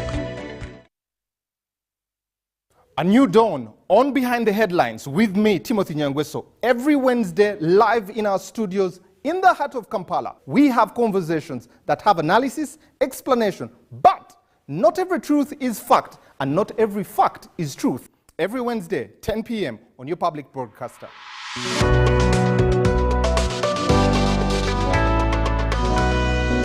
on your public broadcaster, UBC, inspiring Uganda. Live from UBC Studios in Kampala, this is Good Morning Uganda.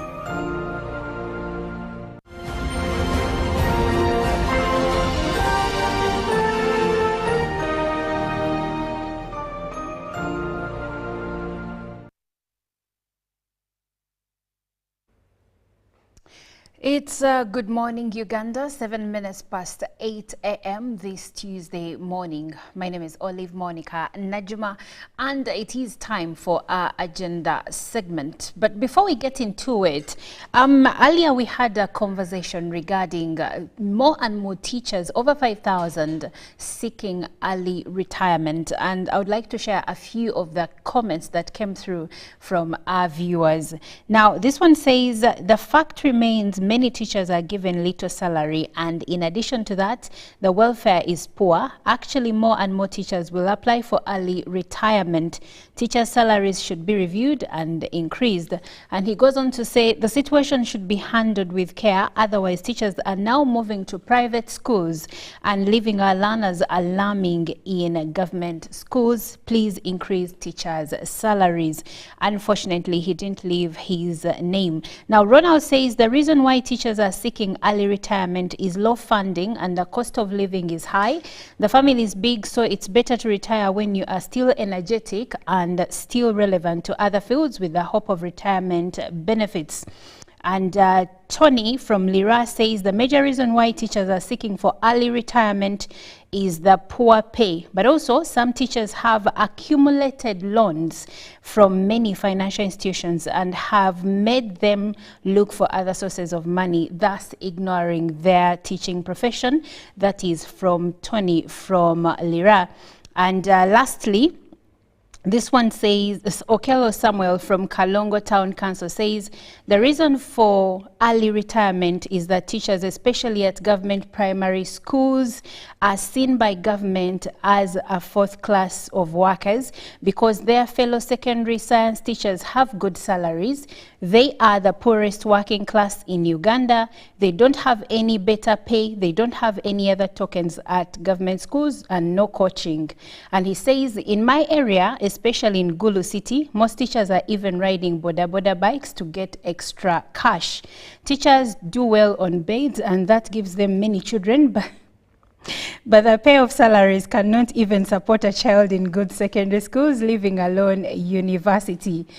And he goes on to say primary teachers look at teaching as a waste of time, and they are not able to get themselves out of poverty. Now, you shared many comments, but that's all that I'll share, because now I would like for us to launch into another conversation, which is pertaining with the state of business and human rights in Uganda. And I'm going to be having this conversation with the National Organization of Trade Unions. So when you think about business, does the question of human rights ever cross your mind, or you think because they're running their own businesses, why should anyone be concerned about their human rights? It should be, you know, easy peasy, simple. We should not think about that. But anyway, there is a case of business, but also human rights when it comes to business. And that's the conversation we are going to delve into with Miss Lanyero, I beg your pardon, with Miss Lanyero Faith Irene, and she's the Deputy Secretary General, General Duties Women Affairs. That's her docket, Women Affairs in the National Organization of Trade Unions. Good morning and welcome to Good Morning Uganda. Thank you very much. Very good morning. Very good morning to all Ugandans out there. All right. Now, the question about business and human rights, first of all, the term is new to me. But before we even start our conversation, I would like for you to make us understand what that concept stands for. Okay. The concept of business and human rights, of course, came on the 16th of June in 2011 under the Human Rights and through the resolution that was made, the Resolution 7.4 on human rights and transitional corporations, plus other business entities that endorsed the UN guiding principles on business and human rights. And on that line, the UN guiding principles, foundational principles are to respect and to the state duty to protect human rights. It also gives the corporate responsibility to respect human rights and then the access to remedies. So the protection and realization of human rights is established in the international treaties. Therefore, companies are legally obliged to respect rights, especially human rights, and in this case, we are speaking about workers' rights, and apply them along the lines of due diligence in all causes and in all workspaces as it's mandated in the treaty. Thank you. Okay. Now that we have an understanding of what this concept of business and human rights means, we are launching into the conversation. And my first question to you, Ms. Faith, would be, what is the current state of business and human rights in Uganda? And I would like for you to share with us some of the challenges in that realm. Thank you very much. The current state of business and human rights, if we align it towards the workers' rights aspect, is indeed, it's indeed in a situation where it needs a serious look into it, because apparently most businesses are based on aspects of only making profits, and they don't look into the situations or the conditions in which workers are in, and also the conditions around the communities where these businesses are established, because at the end of the day, the state of business and human rights is very relevant to workers, and especially when we look at the young workers, for instance, in most of these businesses and operating along lines of unfree and fair representation, because at the end of the day, we need free and fair representation of all workers at all levels, because women workers and young workers are subject to mass violations sometimes if the state of business and human rights is not harmonized into workers' rights at the end of the day. And then some of the challenges that could be coming, we of course apparently lack some of the regulatory clarification and enforcement provisions towards business and human rights, which is a very important tool, because it being a new phenomenon, it may not be very new, but it being a new phenomenon, there is need also to integrate some of these regulatory tools and mechanisms into the different workspaces so that workers fit in within the different contexts of the workspaces. What are some of the regulatory tools? Some of the regulatory tools that I need right now, I will start way up from the African Union Policy Framework on Business and Human Rights, which designs a road map towards regulating the impact of business conducted alongside human rights. So there is already a draft.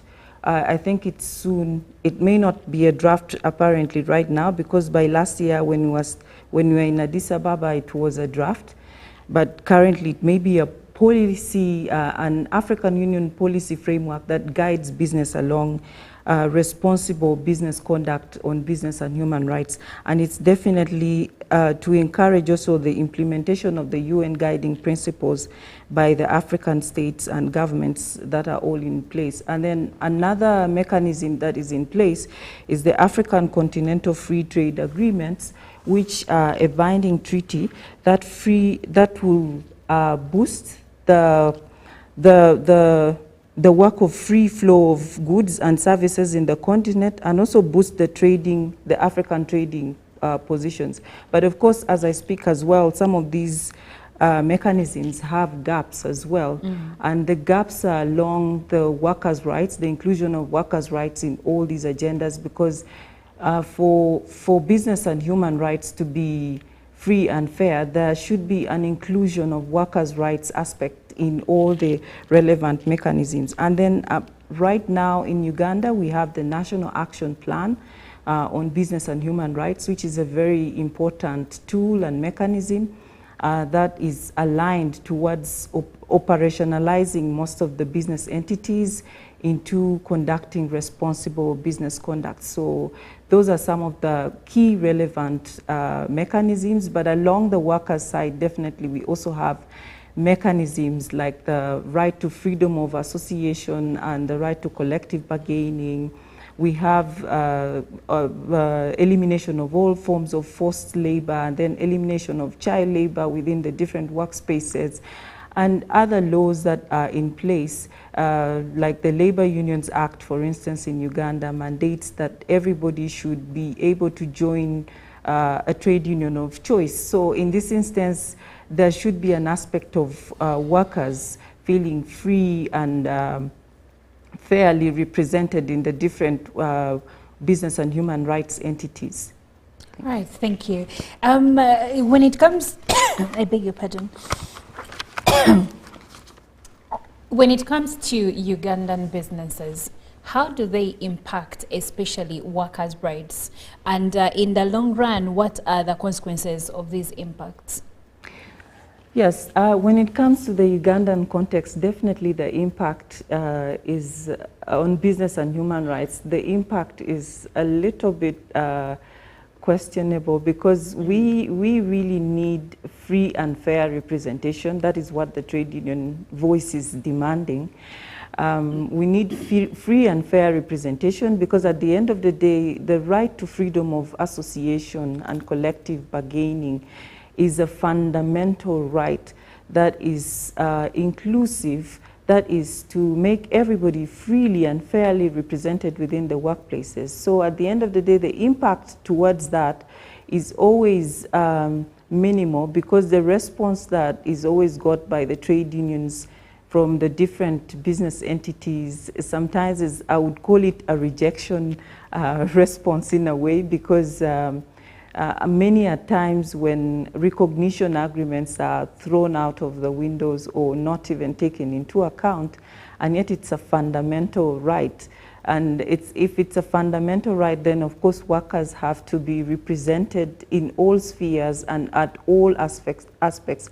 It doesn't only stop representation within the formal sector, but also within the informal sector, workers have to be freely and fairly represented. And this, of course, will boost the economy of the country and then also steer the engine, because these are the workers who are steering the machines down in those factories that we have formulated. So at the end of the day, they are the very people who are paying taxes. These are the women who are paying a majority of these taxes within all different kinds of spheres, be it somebody selling tomatoes on the roadside, be it somebody in the factory itself steering the engine. So we have to really boost so that the state of business and human rights is in a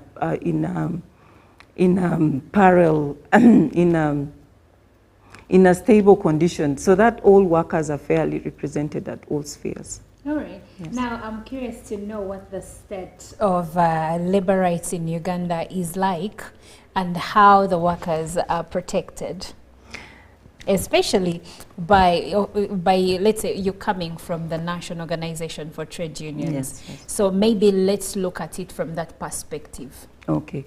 The state of workers' representation in Uganda is really, really not like 100% definitely. There are challenges along the way, like I stated, but at least there is the trade union density in the country that shows a representation of workers within the formal sector. But apparently right now the union as well is going down to organize the informal sector workers to build on the trade union base. So it's a state which is a little bit which needs a little bit bipartite inclusion and also respect for all the rights which are in place, and also respect, of course, for the ILO conventions that Uganda has ratified and the ones that Uganda has that is also yet to ratify. So it would be a very free and fair space if the recognition of workers' rights, especially trade union rights, were adhered to and implemented by most of the employers or the employing organization or agencies and all these other business entities that are in place, because it's a win-win situation. Through the collective bargaining agreements, workers' voices are heard, and there will be a fair representation within the different spaces and the spheres of work. Okay, now let's look at the businesses and the trade unions, because there is you have workers' rights in your docket, but then there is someone who says, I'm in this for the money, and like you rightly put it in the beginning, is that most businesses are profit oriented. So how can the two work together, labor groups and businesses, to promote and protect workers' rights?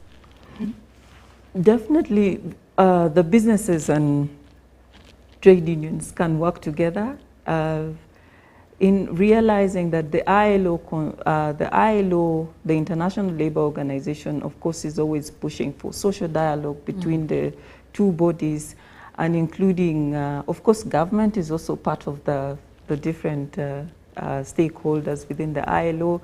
So there is a promotion always of social dialogue, which is inclusive and fair in nature. So how do we work together? Definitely the employer organizations have to recognize that unions do exist, and it's by mandate. Like in Uganda, we have the Labor Unions Act that gives that gives the unions the mandate to freely and fairly represent all workers at all levels. So in that line, we do always sign collective bargaining agreements with the employer agencies, and in the collective bargaining agreements, of course, there are always terms and conditions of work on how the work should be aligned and how the trade unions should work within the different spheres. So at the end of the day, it's a relationship between the employer and the workers. It's a win-win situation. It's a negotiation instrument. It's not that we come into the workspaces or into the industry or the factory and take over the industry. No, that's not the case. We come and negotiate these instruments that have been put in place by the ILO, the different ILO conventions that are in place, so that there will be some sanity within the business and human rights within entities. So it's a win-win situation. We sit collectively bargain for articles, the different kind of articles, like fair representation, for instance, like articles on maternity leave for workers, for all women workers, or paternity leave, of course, also for men who are in place. There are articles negotiated along the lines of health and safety, for instance, and then also free and fair representation without discrimination, because at times young workers face challenges of discrimination within the different sectors of work. So it's always necessary to include most of the issues within the collective bargaining agreement. And also we really, really condemn aspects of forced labor, aspects of child labor. So those are highly, highly condemned within the collective bargaining agreement. So it's a negotiation instrument that is advocated for between the employer and the workers. Okay.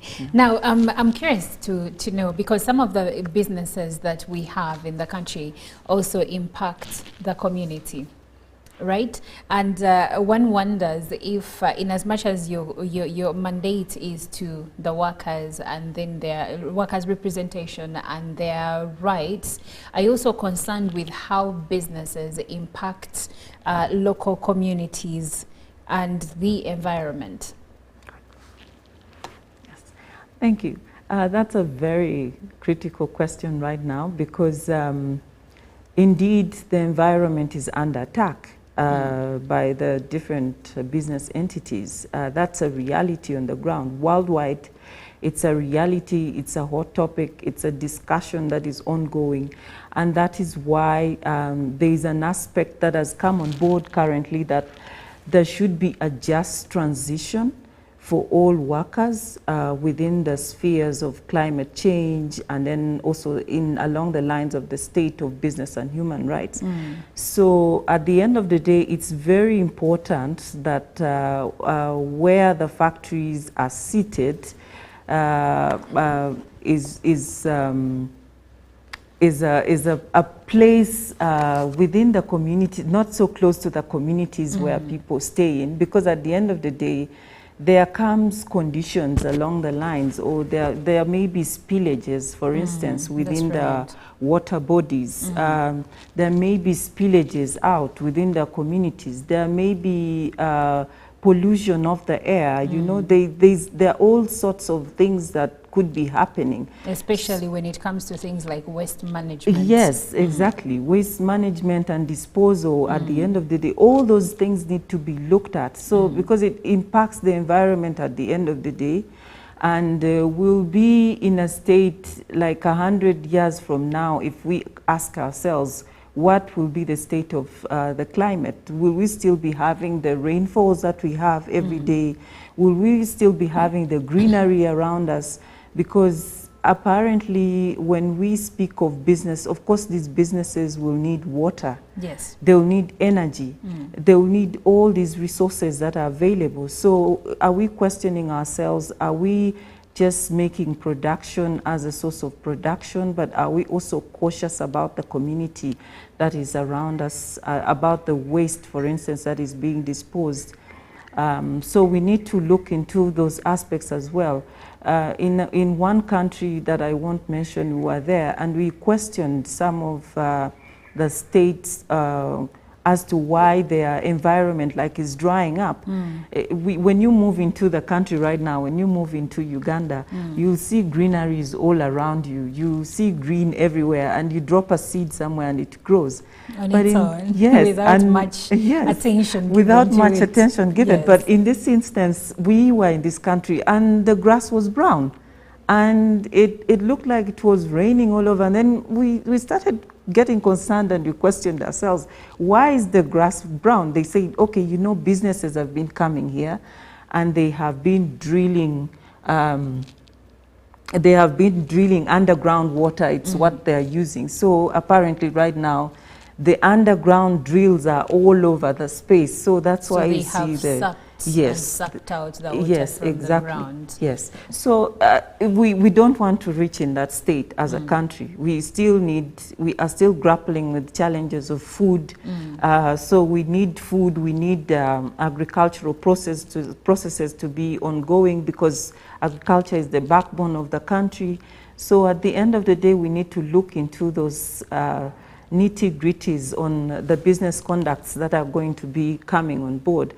And it's not only the issue of the business impacts on the environment, because at the end of the day also, the business impacts some of the communities that are surrounded within by. If you go in some of the business entities, or if you align with some of the young workers that are working within these business entities, at the end of the day, you'll find that a majority of them are having safety issues, because one of the major problems that is within the workspaces that needs to be highly addressed at the end of the day is that you find the issue of the personal protective equipment, the issue of occupational safety and health is very, very important. People go into these workplaces when they are healthy. At the end of the day, people come out of these workplaces diseased, you know, because they are exposures. A limb or two. Yes. And there have been reports of women who work in factories saying that they have been experiencing miscarriages due to the vibrations from the factories. It's happening. It's happening. And I think this has to stop. And that is why I think the National Organization of Trade Unions has picked a very key interest in the aspect of business and human rights, because there are a lot of challenges that women workers are undergoing. Some of the women are working at night. Pregnant mothers are working at night. And they're on their feet for many hours. For many hours, you know. Working in the middle of the night as a pregnant mother is a violation to human rights. And then at the end of the day, we have also got reports where women are dumping fetuses in the toilet just because they want to maintain the jobs that they have. So, you know, that freedom... let's go back to that. So women literally having abortions to keep their jobs. Is it because at these places of work, they're not getting pregnant means losing one's job? Exactly. So the moment you get pregnant, of course you're put out that door, because they will be like, okay, we are tired of you're getting pregnant each and every other month. So there's that denial to reproductive health. But you see, Miss Faith, the denial to reproductive health, and this is where I'm going to put trade unions on the spot and see what you have done in that realm, because many of the women and even men in the workforce are there in their productive years. You want people that are young and energetic. Unfortunately, this is also the age to start families, to you know, conceive and have babies. So is there any protection given to these women? Do they have contracts? What do the contracts say? Do they stipulate that in the event you get pregnant, you're going to be put out of a job? Or they have verbal contracts? It's really a situation where where we really need the right to freedom of association and the right to collective bargaining. It should be a mandate. It should be a must for every employer who comes in Uganda to recognize trade unions within the workspaces. Because at the end of the day, if trade unions are not there within these workplaces, there are going to be indecent conditions of work. And, you know, we are the voice of the workers. We speak for the workers, and we represent them through the collective bargaining processes, like I said earlier on. So when we see situations like that, it's because of the prevalent precarious conditions of work. When I mean precarious conditions of work, I mean unsafe conditions of work that are in different spaces right now. The workers are not freely and fairly represented. And definitely, if I'm the one, if I came to you as a as a worker and told you that my dear boss, I'm pregnant and I need to go for maternity leave for 3 months, imagine what you would think. The next thing is you'll think that I should replace Irene because she's pregnant, she has gone on maternity leave, and the production has to go on. So there's a huge question along that line, but as trade unions, definitely we are also trying our level best to push the collective bargaining agreement, which is a very important tool in this instance. But the recognition of that collective bargaining agreement, in most cases, it takes years for business entities to actually give access to trade unions to freely and fairly represent their workers within their workplaces. Okay, so now let's talk about the now. Yes, there is the collective bargaining agreement that is really paramount.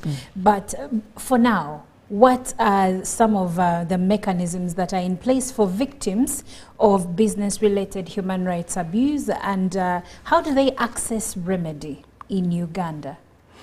Definitely, there's the National Action Plan, like I said, on business and human rights. Of course, I will also want to mention... You know, I would like for you to break it down a bit, because to the layman, you're speaking a lot of English. So when you say national, say that again? The National Action Plan on Business and Human Rights. The National Action Plan on Business and Human Rights. In Uganda, what does it entail, and how does it give remedy to those that are even currently facing business-related human rights abuses?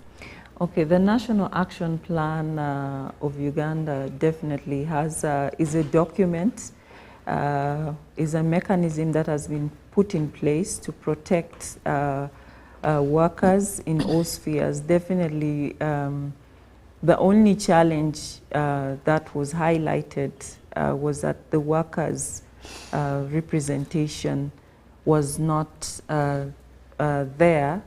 But I believe that as a challenge, it may be put aside for now.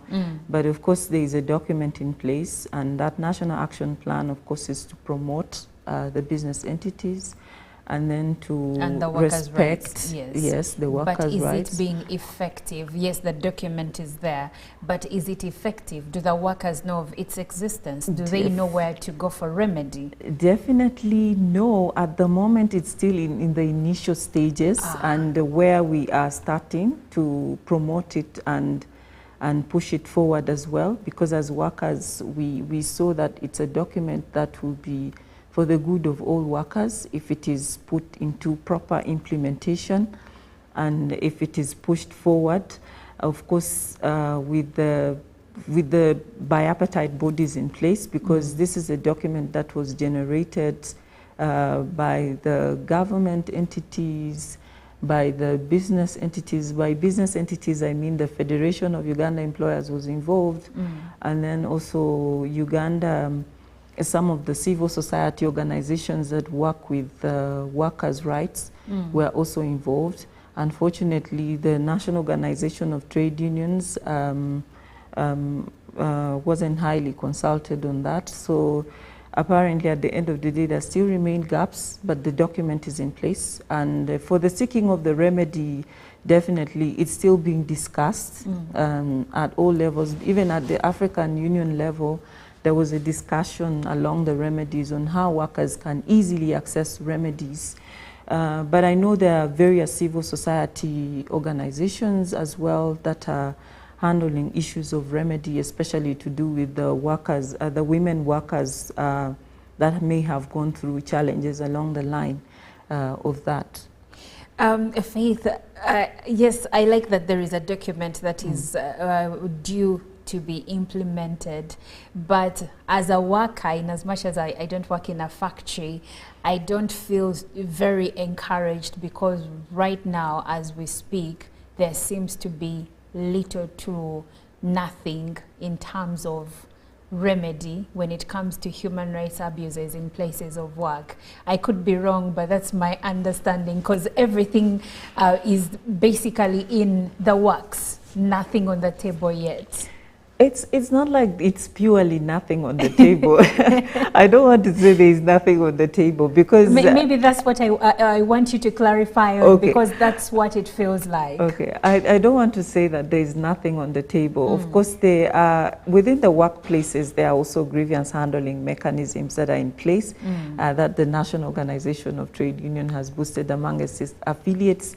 So there are grievance handling mechanisms that are in place that handle grievances within the workplaces in line with unfair treatment, unfair pay. So there are really grievances at the grassroots. And then also the aspect of, like when you speak about the issue of violence and harassment within the workplace, there is already a fully fledged convention that was ratified by Uganda, the ILO Convention 190 on violence and harassment in the world of work. So at the end of the day, it's being trickled down to the different workplaces. It's being domesticated. And along the lines of domestication, of course, there are inclusion of articles in the collective bargaining agreements in line with violence and harassment. So let's break it down a bit. Yes. You represent Women Affairs at the National Organization of Trade Unions. Yes. So let's look at women as we are about to close. Let's look at women and some of the issues that they face in places of work. Let's say sexual harassment, sex for promotion, sex for jobs, and to mention but a few. Looking at that aspect, and also now let's look at, let's say, mothers who stand to lose jobs when they go for maternity leave or when they become pregnant. What can we say is being done as of now or has already been done to protect the rights of these women? To protect the right of these women, we have come up with a mechanism. There is a violence and harassment policy which is in place that has been developed and it's being circulated among the affiliates. Especially we are tackling it more in the industrial sector, but I believe also the public sector with time will come up with a policy that is in place. That policy captures a lot of aspects. Like aspects of gender pay gap, you know, women workers in most cases are paid lesser salaries than the male counters because they claim women have no responsibilities. And it's actually worse with young women because at the end of the day, they feel you have no responsibilities, so why pay by you responsibilities, more? they don't mean the responsibilities as per the job, but responsibilities away from the job. How is that even necessary when it comes to how someone should be remunerated? It's something that really needs to be looked into because it's coming. It's a situation that is always coming, and it has always been coming because of the different societies that we come from and backgrounds, you know. And in Africa, I would say it's in a worse off condition because women are treated in a certain way or in a certain sphere because of the patriarchal settings that we come from. So it's not only along the line of gender pay gap, but also the policy addresses issues of discrimination at work. It also addresses issues of sexual harassment because at the end of the day, there are aspects of sexual harassment where people are given promotions based on carpet interviews. We always call that's them what like I call sex for promotion, sex for jobs, sex for salary increment, and to mention but a few. But our time is fast spent, so this is where we will end our conversation. I would like to hear your parting shots just in a few seconds. My parting shots would be that we should work as a bipartite body as per the ILO conventions, so that workers' voices are included in all spheres of business and human rights for a free and decent employment and also for the safety of the different communities and the environment that we are in. That is it. Thank you so much for this. Thank you so much for coming through. And we've been talking about businesses and human rights. Now, when you hear businesses, you might think, now me, I run my Mudala somewhere, or how am I affecting human rights? But businesses are bigger. They are factories, they are companies, they are banks and whatnot. All of those are businesses, and all of them affect human rights in a way or another, especially when it comes to workers' rights. I've been having this conversation with Ms. Faith Lanyero from the National Organization for Trade Unions. Thank you so much for watching. Good Morning Uganda does continue. Ruben Pima is coming up next to give us sports updates. Stay tuned.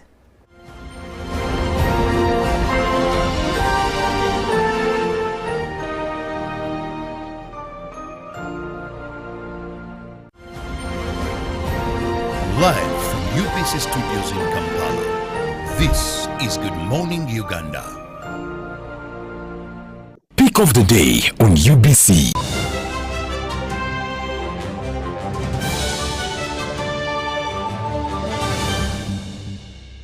Was brought to you by You can now get all the Chibuzi out with MTN voice bundles. Call all networks. Kubei Dondoro. Buy a 25-minute voice bundle for only 1,000. Or buy any daily voice bundle of your choice. Dial *100 *21# and select daily, or use the My MTN app. When we talk together, we are unstoppable.